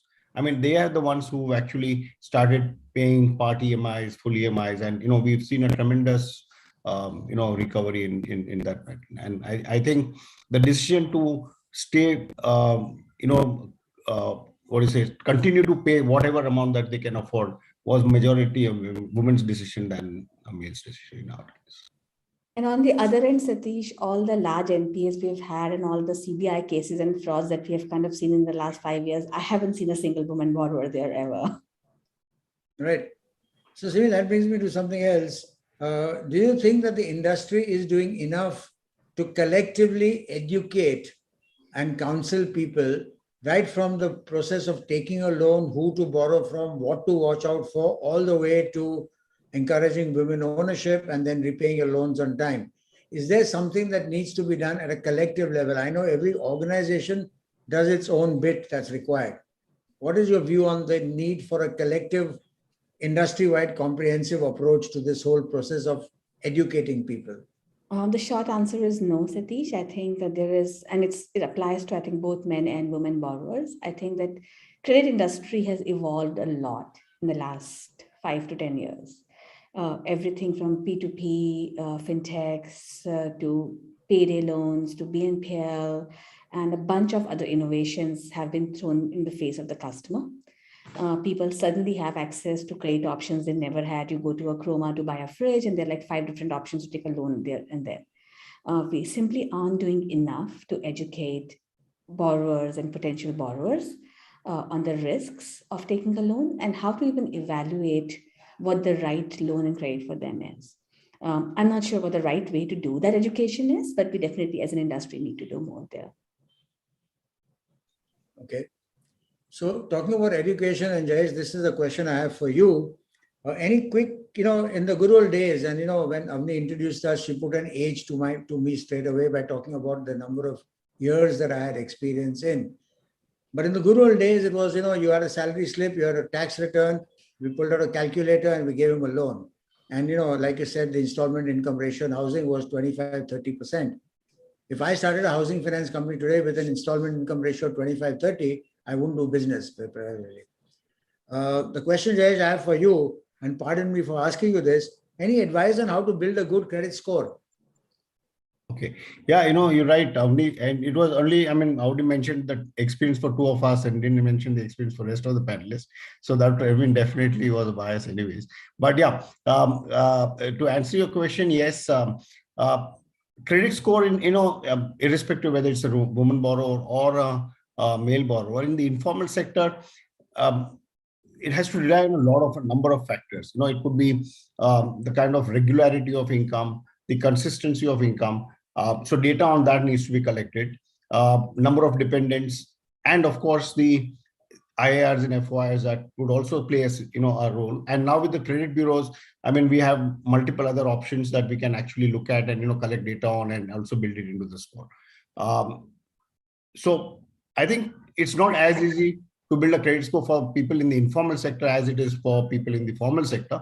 But definitely, I think, there can be, one of the reasons why it's difficult is also because there's not enough data there to really build a score on or to, actually learn from that. Great. So I know we started a little late, but I'm going to try and catch up on time to respect everyone's time. So I have 2 or 3 last questions. Simi, I'm coming back to you. You rightly said ownership of businesses is low, and therefore automatically it extends to borrowing being low in the business segment. But there are a lot of women who do not approach banks for debt, for example, or they don't have access to the various complex debt products and instruments that are available. Again, it's a question of education, but is there anything else that needs to be done either from a regulatory or the IBA or any of these authorities or self-regulatory bodies?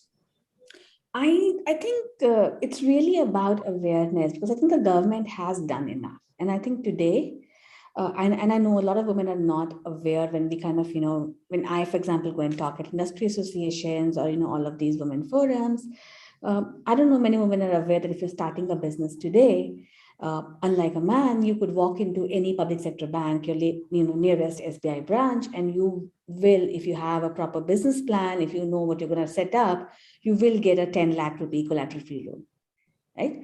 So I think the government has done enough. I think what the banking industry needs to do more to make sure that the customers and potential customers are aware of these schemes and essentially build, I think, enough channels. I think pretty much the way microfinance is built, right? So microfinance went to the women. So similarly, I think we need to find channels to go to women and tell them that this is something that's available if you're starting a business or growing a business. This is how you build a business plan. This is what we expect in terms of documentation, because lending at the end of the day, formal lending is largely about paperwork. And I think it's really about how do we facilitate or help women create and complete their paperwork so that they can get to a loan sanction. Hema, so I have another question for you. Is the marketing pitches made by the financial institutions male biased?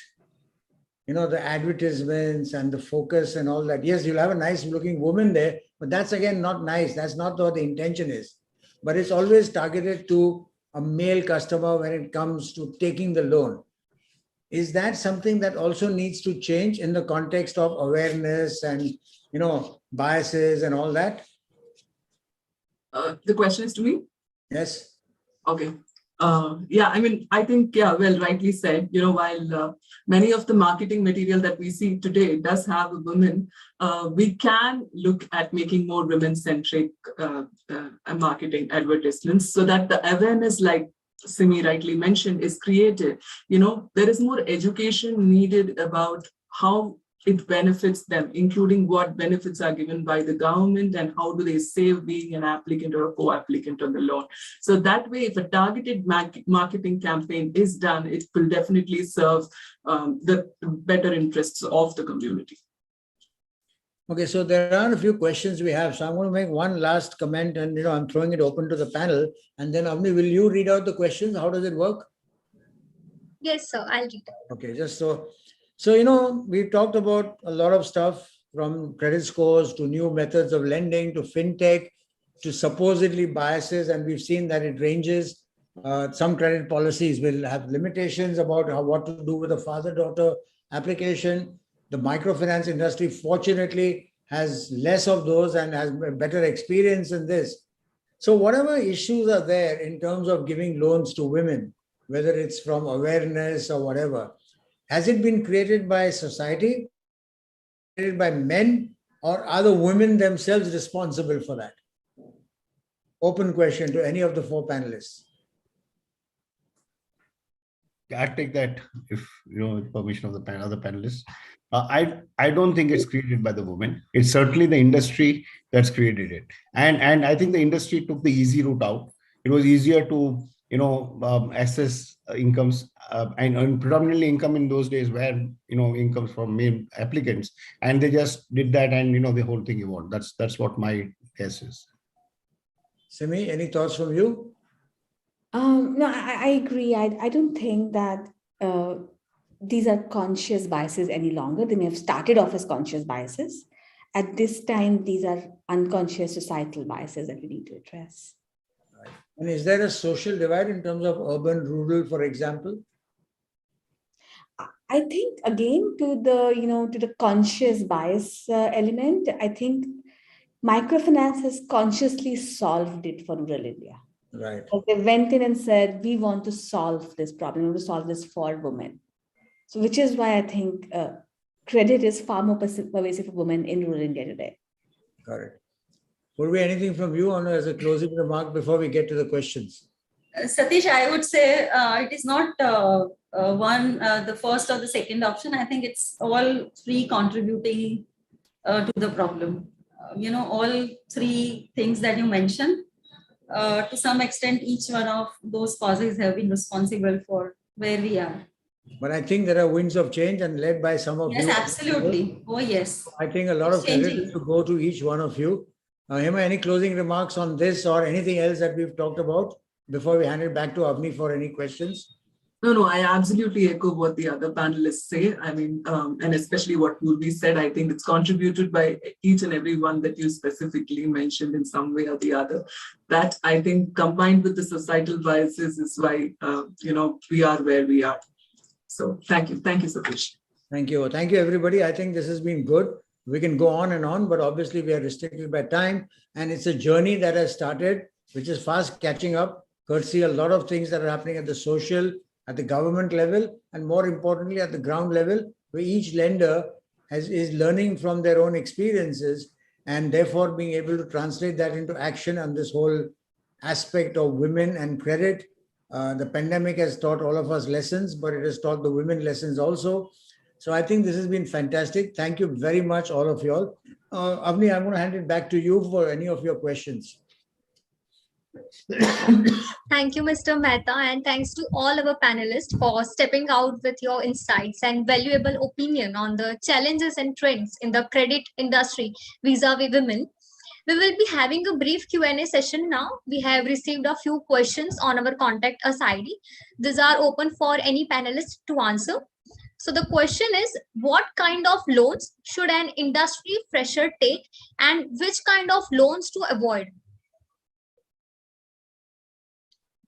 Any one of the panelists, unless you want me to kind of, specifically. I can take that. Sure. So as I mentioned, there are multiple bank loans available for what are called greenfield projects, which is that if you are somebody who has graduated, you have a plan to set up a business, and you have a business plan, you have all the other elements tied up, you can technically take a bank loan. We have seen founders, especially in the new age startup businesses, using things like credit cards to set up businesses. Please avoid that, right? Because credit card is the most expensive form of debt you can take. So, if you are looking for something that's cutting edge, you're a startup founder, go raise equity. If you're doing something that's conventional, setting up a factory, go take a bank loan. But don't take, don't use credit card debt, or don't use, expensive peer-to-peer fintech debt to fund what's a long-term business. Sure. Satish, can I add something? One more loan that should be avoided. I don't know whether it is right, given the way we are now getting used to new way of living. But even I see a lot of people taking loan for buying white goods when they really cannot afford it. They have a small TV and they want to buy a big 42-inch LCD, and then they are taking a loan, and then they are not able to service EMI, or a two-wheeler. Things that if you are not very confident of servicing the EMI, avoid taking loan for those white goods. Because, for example, buying a mobile, the model keeps changing so fast and you're so tempted to keep changing your mobile and buying the new mobile on loan. So, those are the kind of things that you should avoid in case if you can't afford it. How did you know I change my mobile every year? I keep an eye on all the important people. All right. Yes, Avni, anything else? Any other question? Yes, sir. Is crowdfunding a form of loan? Are there any repayment obligations for certain types of crowdfunding, or is all crowdfunding debt-free? Anybody wants to take that? Simi, you want to take that, or Emma, you want to take it? Sure, I can take that. So there are different kinds of crowdfunding, but as a concept, crowdfunding means that you have taken a project or a requirement out in the world to a place like Kickstarter and said, I'm trying something new. Can somebody else pay for it or fund me for it? And depending on which platform you use and what the structure is, it can either be pay in kind. Kickstarter is the most common example of that, where you basically say, I'm going to make shoes. You pay for me upfront. When I start making shoes, I'll ship them over to you, right?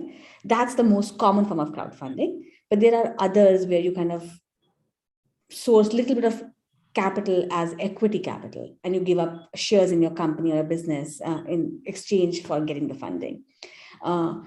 There are also what are called peer-to-peer lending platforms that are also a form of crowdfunding, where you basically take a loan, small loan from many people who are out there, the retail investors. Like you and me can give like a 500 rupee loan, and combined a 10,000 rupee loan can go to somebody. So that's crowdfunding too. So depending on the platform you use and what kind of capital you raise, it can be either in return for what you're going to make and sell. It can be equity or it can be a loan. Great. Yes, Avni, do we have another question? No, sir, yeah. So we thank the audience for those questions and our panelists for their response. It was indeed a fruitful session with many takeaways. Over to you, Ritika. Thank you, Avni. The narrative that women needs to take charge of their finances is not new. However, what is often missed out are the nuances and nitty-gritties. What often goes a-bagging are the answers to specific questions that many women may have been but have gone unanswered. Questions like, do women need a different contingency strategy? Or how can women in the semi-urban areas start their financial planning journey? How should women... I can just disturb you.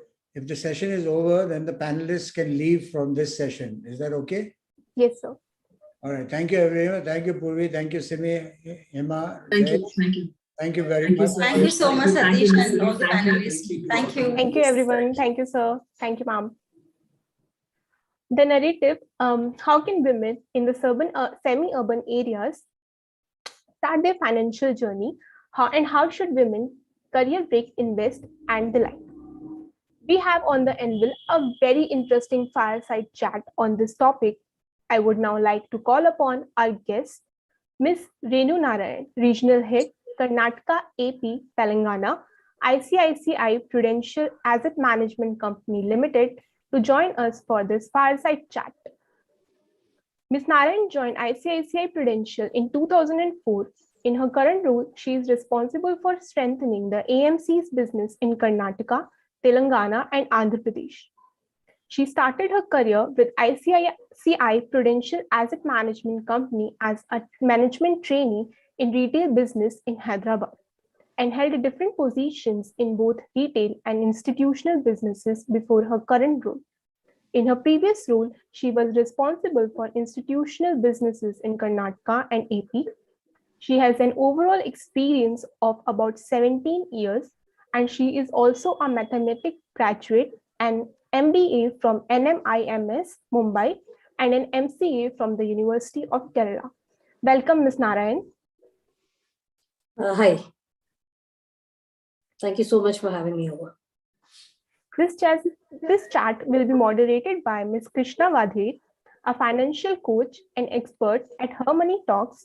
Ms. Vadher is a chartered accountant, virtual CFO, business consultant, financial and tax expert, carrying over a decade of rich experience serving more than 500 plus happy global multinational companies, working with Big Four accounting firms. She has helped companies excel in their business maximization process and also a passionate speaker, trainer, author, and blogger. Welcome, Ms. Vadher.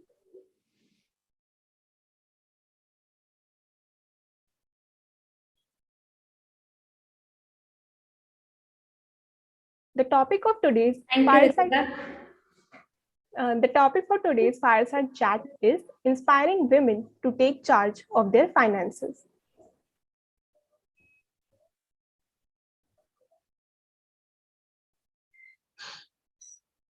Over to you, Krishna ma'am. Yeah, thank you, Ritika.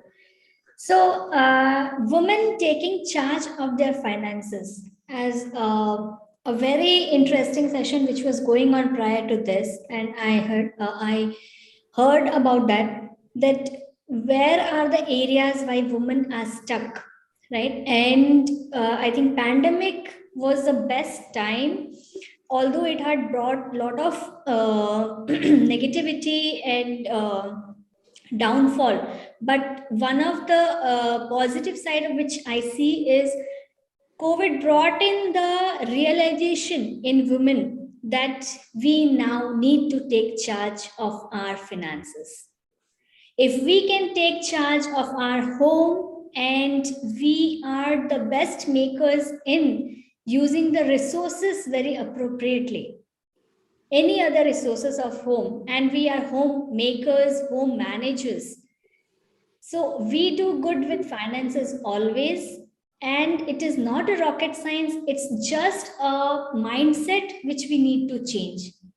When we change the mindset, everything around us changes. Right? With this, I would like to start the chat with Renu ma'am. And my first question to you would be that we have seen the narrative changing. Women are becoming financially independent and taking charge of their finance. What do you think are the primary reasons behind this sudden change? Thank you, Krishna, for this question. So that's true. You know, gone are the days when women used to stand aloof from money matters. Today, women in our country are taking huge strides in almost every field, right? So rising wages, increasing employment, etc., have helped women take the center stage as far as, you know, managing their household finances concerned. In fact, the nation's finance is also managed by a lady finance minister today. So that's the kind of progress that women have taken in almost every field, right? So women are increasingly becoming aware that, you know, true financial freedom does not come just from earning money, but from also being able to decide on how to put that money to use for a secure financial future.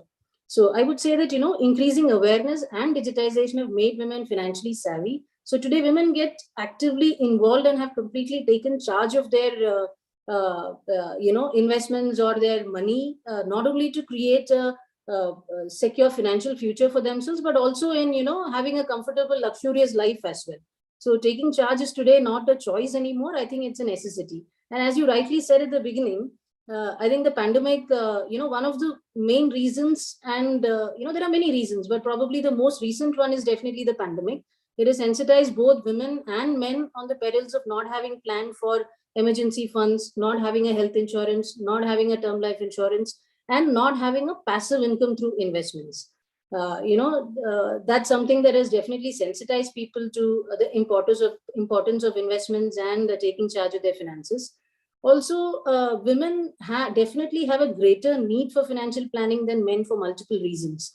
We all know that the total earnings of a woman is probably lesser than a man in several fields because of the gender pay gap that exists or that is a reality in many fields even today. And the career breaks that women takes for caring for a newborn or for a sick family member also can lead to loss of salary, plus can push them a little behind in their careers, right? And we all today know that the life expectancy of a woman is much longer than that of a man. So that makes it also even more important for a woman to create a larger corpus to lead a comfortable retired life. So I think, better late than never, women. Yeah, I think better late than never, women definitely have started giving the importance to the right kind of importance to money matters that it deserves. Right, very rightly said, ma'am, that we women has they have a long-term vision, they have the proper planning, and yes, of course, why is a necessity? Because women has to take charge. It's no more a choice. It is a requirement. It has become a life skill now. True. Right? So adding on that. Why do you think that what are the most important things that women need to keep in mind when managing their finances, with the points which you said just? Yeah, so I think to start with is to overcome any doubts about managing your own money, right? Anyone can do it either by themselves or with professional help. And before you start your investment journey, I think one should educate oneself and continue educating oneself through time. That's extremely important. And all women should actually plan to save first before they spend and ensure that the saved money is wisely invested for a secure future while enjoying the present. And some of the other general, concerns that women have, or, some of the points that definitely can be kept in mind is that extreme risk aversion. Sometimes we do associate risk aversion with women. So I think, extreme risk aversion can lead to losing out on significantly higher returns. So keeping too much money in the bank savings account or fixed deposits can actually lead to negative growth because, many a time the interest rates would be lower than the rate of inflation. So it is important that, you keep bank accounts probably as a source to park only, or as a means to park only emergency funds, or, to maintain liquidity. And it is also important to diversify your investments into financial assets, because typically when you see there are a lot of women who have a tendency to park their funds completely into gold or similar physical assets, right? And another advice which I think, should be practiced by both women and men alike is that, one should practice asset allocation. That's extremely important. I think choice of assets depends on one's goals, risk appetite, time horizon, etc. But it is extremely important that you do not put all your eggs in the same basket, because asset allocation can reduce the risk if at all, there is some sharp price fluctuation that happen in any one of the assets that gets mitigated by the performance of the rest of the assets. So that's extremely important. And when we speak about the different assets, I think one may invest into equity as an asset class, either by investing into stocks or by investing through the equity mutual fund route. Similarly, one may invest into debt as an asset class through probably a bank fixed deposit or a debenture or a bond or a debt mutual fund scheme. Similarly, gold is also an asset class that one may invest into through gold sovereign bonds or physical gold or a gold ETF, that is a gold exchange traded fund or a gold fund of fund. Similarly, we do have real estate also as an option. But one primary advice or one strong recommendation from my side is that I think the proportion of financial assets has to be much more than what you would have in a physical asset. Thank you. Okay, great. So, Renu ma'am, as you say that, individuals and women especially first need to do the saving to, like, if I just put it in a nutshell, they need to save and then they need to see where they invest that savings. Like, when they invest, they have to have a balanced portfolio, not just going with completely risk aversion assets, because I feel anyways females are more risk taker than men, because I take it that way. If women are getting married and coming to a new home, that is a bigger risk. So if they are adapted to that, then no other risk is bigger than that. Right. Like, it is just the mindset, and then having a balanced asset, putting their money in equity, debt, physical assets, gold, real estate, putting more proportion into financial assets is That's what your recommendation, right? Okay. Yeah. So coming to the next one, how can a woman who are not financially dependent start their investment journey? I think it can start. The starting point would definitely be savings. So create a corpus for emergency funds, followed by a term life insurance and health insurance for financial security, as well as income tax benefits, and then move to investments. So investments are a great way for both women and men to grow their income. Money, when it grows, it definitely comes handy to fund a vacation, to fund a vehicle, to fund a degree, to fund a home, to fund a new business, right? So I guess, investments is something that is important for everybody to have. Only thing is that, it is always good that if you start early, and even if the amount is small, start early, start small. So when I say start small, I'm reminded of this classic proverb, the best time to have planted a tree was 20 years ago, and the second best is now. So I think, if you do not have an investment, I think this is the time to start an investment for sure. And also MFSIPs, mutual funds, systematic investment plans are a very good way to get started with your investment journey. Along with that, probably other conservative options to invest into or to start your investment journey would be by investing into strategies like a dynamic asset allocation fund or a multi-asset fund, because it offers a one-stop solution where you don't need to bother about where to place your funds, because the fund itself will take care of managing your money into different assets. So that would be my recommendation for anybody to start their investment journey. Great. So having said these points, like, they should be investing in these portfolios and these asset classes. Still, why do you think that women should take charge of their money, and what are the mental blocks which stop women from investing even after knowing? Right.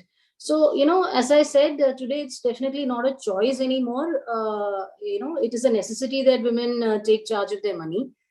In terms of the mental blocks, I guess, women traditionally have been conditioned to believe that, men are more aware and are better decision makers when it comes to matters related to money or investments. The truth is that both make similar mistakes, right? So it definitely doesn't have a gender bias when it comes to the kind of mistakes that people can possibly make in the investment related matters. So even though women are great multitaskers and simultaneously managing their homes and offices, they find it very convenient to let the man decide on money matters. So the reasons could be, lack of interest or lack of time, or maybe, sheer negligence, right? So we've come across women who keep all their money only in bank accounts for years and years for safety, compromising on returns. This is due to lack of awareness and also sometimes wrong advice to stick to traditional conservative products, giving lower returns, even when they have a higher risk-taking ability. Also, the belief that, investments, or let's say, specifically mutual fund investments, is equal to equities, that is a risky asset class, right? Mutual funds invest into equity, into debt, into gold, depending on the investment objective of the scheme. Even in equity mutual funds, risk can be mitigated by investing smaller amounts every month or smaller amounts every week through the systematic investment plan or SIP route. Also by staying invested for a very long period of time, ignoring the intermediate volatility and the noise around it, right? And also by choosing to invest into, like I mentioned earlier, the dynamic asset allocation strategies or the multi-asset strategy. So these are some of the ways in which you can reduce risk.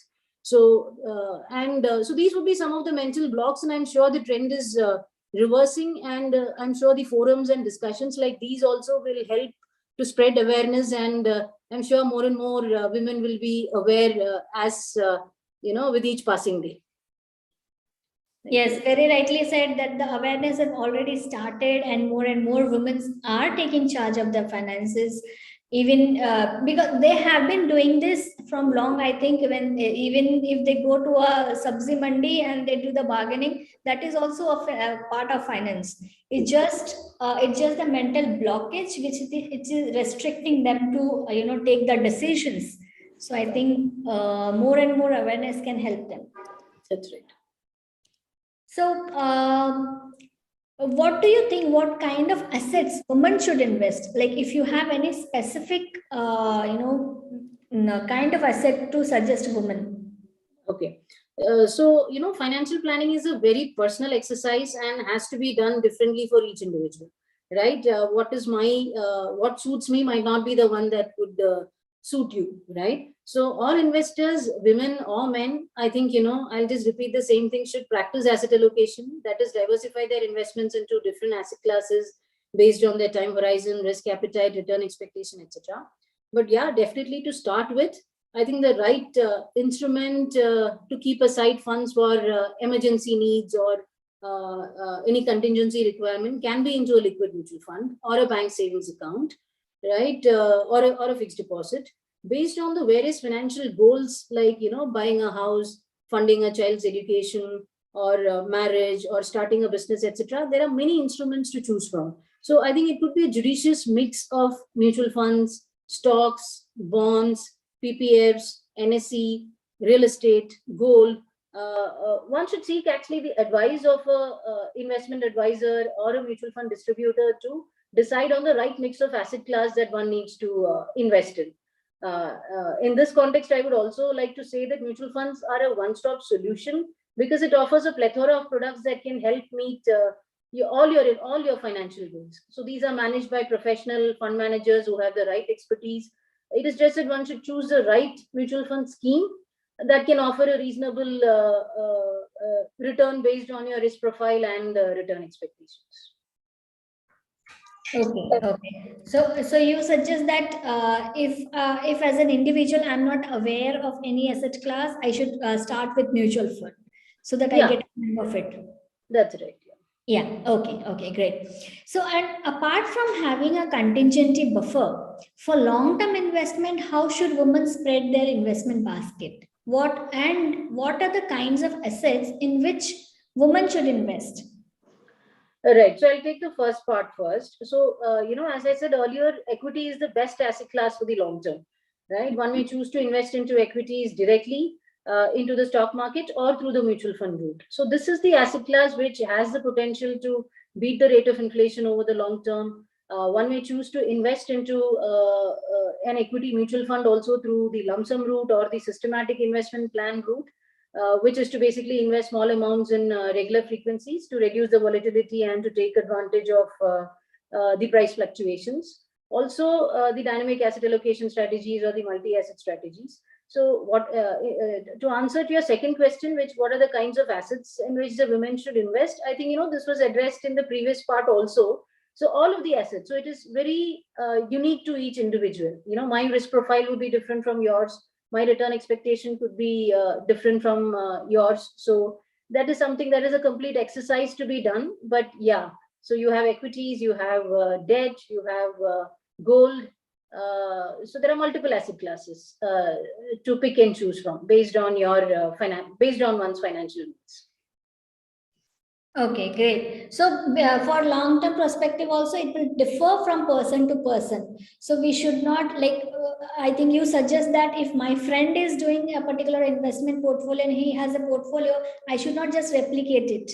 But definitely for the long term, when we say long term, if it's 15 years, 20 years, the one asset class that has a proven track record is definitely equities, which you may invest directly if you have the right expertise and the right advice. Otherwise, mutual fund is the safest route through which you may invest. You may take exposure to equities. Okay, great.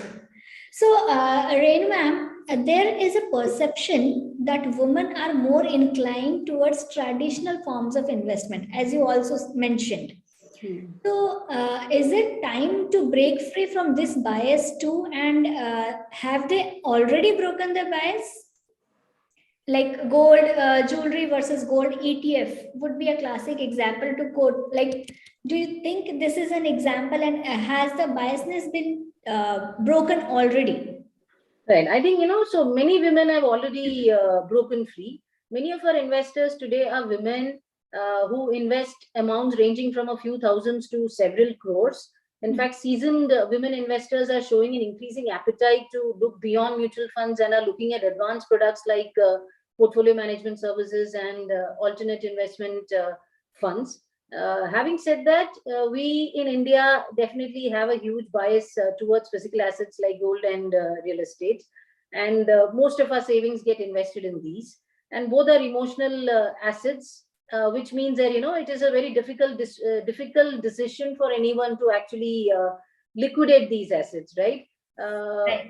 Yeah, so it's a very difficult decision. And from an investment perspective, if you look at gold or real estate, both of them, the return profile, the returns can be very cyclical in nature, which means that there can be long periods when they give very good returns. There can be long periods when the returns are negative, and there can be long periods when there are no returns also. In fact, real estate can be illiquid also, while financial assets like mutual funds can be liquidated in parts. When it comes to real estate, I don't think any of us can sell just one bedroom or only the kitchen of the house to create liquidity, right? So while the physical assets like real estate and gold definitely needs to be part of anyone's overall asset allocation, but it should not be the primary one and should definitely be lower in comparison to financial assets like mutual funds. Coming to your the second part of your question, which is on gold ETFs versus gold jewelry. I think gold jewelry looks best when it's worn and not when it is stashed away in a locker for investments. So regarding gold jewelry versus gold ETF, let me say that anyone who invested in a gold ETF or a silver ETF on their phone after watching the Russian invasion of Ukraine and saw their thesis getting validated would have really felt the power of financial products in this information age. Right now, in terms of actually looking at the advantages, if I have to speak about the advantages of gold ETF versus physical gold or gold jewelry, there are some distinct advantages. One, when it comes to gold ETF, one need not worry about storage or theft because you hold it in the digital format or in a demat form. Also, the cost of acquisition for a gold ETF is not there because there are no making charges which gold jewelry otherwise would have. And obviously, there is a flexibility in buying and selling because you can do that on the stock exchange and you can do it on your phone. It's as easy as that. And also, when it comes to buying gold jewelry or physical gold, one needs to have a large corpus to start investing. When it comes to gold ETFs, that is not the case. Even with small amounts, as low as 1,000 rupees per month, also you can take exposure to gold as an asset class. Yeah. Right. Like, I think that will again depend from person to person. Like some would like to invest in jewelry itself and have them worn. And so higher literacy rates and better network connectivity and access to financial service providers, autonomy over the use of cell phones, and familiarity with using digital tools for financial tasks have made it possibly for a larger number of urban women to learn how to manage their money. However, this picture is different in semi-urban and rural areas. So my question to you is, how can such women start their financial journey and learn the art of saving and investing who are not very technically friendly? Yeah, so I think semi-urban and rural women are also open to new investment ideas. And today we have the industry bodies working very constantly to increase awareness amongst the entire population, not just women or men, and not just, women or men from urban areas, but also in semi-urban as well as the whole population. And I'm sure, even forums like this also should help increase awareness, across our population. So anyone with a PAN card and a PAN card, a bank account, and a valid address proof today can invest into mutual funds from anywhere in the country. Whether you're located in an urban area or a semi-urban area. Having said that, today it is a reality that banks, mutual funds, mutual fund distributors, etc., have already penetrated into the semi-urban areas. So I'm sure most of the leading mutual funds have physical branches in semi-urban areas. That is there. But more importantly, I think with internet on your fingertips and internet banking, I think investments have become very easy. Today, one can also access informative videos, educational videos in multiple regional languages on the internet. So, as more awareness spreads into these areas, I think any investment that can be accessed by people in urban areas can be accessed by people in rural areas as well. Semi-urban areas, it is already there. Okay. So you mean they can also have, just with the PAN card, Aadhaar card, and identity proof, they can also start with their mutual fund account as easily as people or women in urban areas, right? And a bank account also. And a bank account, yes, of course, and a bank account. So now, what investment tips would you give to women who are on career break, who does not have the money flowing in? And when we say that regularly we should keep on investing, so if they are on a career break, that means they are in a financial break also. So what advice do you give them? So I look at it from two perspectives. So one is that I think, if you're on a career break, I think it is the perfect backdrop for someone to kickstart their investment journey, because you have a lot of time to actually educate yourself, right? In fact, the break or the period should be used not only to educate oneself, but also to create a base for helping others also with their financial planning. And I'm sure later they could get into, becoming advisors, or even get into trading, right? So today there are many websites, many channels, and several courses that are there to help women increase their expertise in wealth management, investing, risk management, etc. So that is one part of it. This is the time when you need to use to educate yourself so that you can manage your money, and also probably take that also as a career option to help more women and more men come into the mutual fund stream and benefit out of, or help others make their wealth grow, right? In terms of the investment tips, I think it again depends on the specific situation the person is in, whether they already have a large corpus in their hand, right? But maybe some of the basic tips would be that, because there is no income stream expected immediately, I think people should have a proper monthly budget.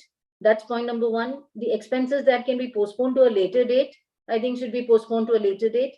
And if let's say you do not have a health insurance or a life insurance, specifically when you have other people financially dependent on you, I think those are the first things that one should get into. And of course, from an investment perspective, I don't think that is the right situation for anybody to take extra risk. So you should choose a conservative product from where you can expect a regular income flow until you find the next job. So that can again be, I've been repeatedly saying this. I think, the dynamic asset allocation plan, from where you can start a systematic withdrawal to get monthly income would be an ideal one. But again, there is no one recipe for all. It depends on the individual specific situation, based on which one needs to decide how the allocation needs to be done. Okay, so you suggest women who are on career breaks, so first to be financially independent, try for some other courses, or be an investment advisor or financial advisor, and then they need to take charge of the finances, checking what is their monthly budget, and then expenditures which can be delayed, and then they're thinking from saving perspective, if they can move towards a dynamic allocation. All right. So I think it was really wonderful to have a discussion with you, Renu ma'am, on various aspects of finance for women, which is, I think, not a choice anymore. It has become a necessity, a requirement, a life skill. And we women need to create more and more awareness so that more and more women can be empowered and be financially independent on this front. Thank you so much. It was lovely talking to you. Over to you, Ritika. Thank you so much. Thank you, Ms. Vadir, and thank you to our speaker, Ms. Narayan, for those wonderful pearls of wisdom and inspiration to all women out there. We have a few questions for Ms. Narayan from our audience. So, if there is a woman in between jobs in her 40s, so what should they focus on? Their earning potential or making money work for them? Yeah. So in the 40s, I'm assuming that, the person would have a reasonably good earning potential. So the idea definitely has to be, I think the first step definitely should be to create a corpus, to meet your expenses during your retired life, for which, again, you have a plethora of products to choose from as far as a mutual fund, mutual fund schemes are concerned. So a woman in 40s definitely should work on, assuming that the person will have a 10 to 15 years sort of a career ahead, can choose equity as the primary asset class where they may invest in, and of course should have exposure to all the other asset classes also. Thank you, ma'am. Women and gold are inseparable. How can we get women or out of that bias and invest more in other riskier investments so that they can get more returns? Though we have covered this, but we would like you to add some points. Right. So I don't think, we need to get women completely out of gold as an asset class. Definitely that also should be part of anybody's overall portfolio. But yeah, I think with increasing awareness and I'm sure women will also start looking at diversifying their portfolio, and we're already seeing it. Like I mentioned, we have today plenty of investors who are women who are investing into almost every asset class, getting into advanced products like portfolio management services and as well as alternate investment assets. So I think with awareness and by sitting down with the financial planner, I'm sure there are different other avenues also to invest in, not just in gold. So it is not a difficult task for anybody to get executed the moment you set your mind to diversifying your portfolio. Okay. Thank you, ma'am. Given the current volatility in the market, is it safe to stay invested for the next 6 months, or if we fresh investments to be made from start to get into any different kind of asset class? Right. So now currently the situation that is ahead of us is something that is linked to a geopolitical risk, and we are not very sure how long this will pan out. So, and one should not actually exit at these points, right? When there is huge volatility and when you have already seen a good amount of value that is eroded, specifically when the long-term growth story of India or the long-term growth prospects of equities are intact, I would not recommend that this is the time for anybody to exit. In fact, on the other hand, this is the time for somebody to add on more money. If you actually look at the recent highs of the equity markets, which I think was in October 2021, from then to now, the markets have corrected by almost 15%. And so these are times when one could incrementally add allocation into equity rather than thinking of exiting.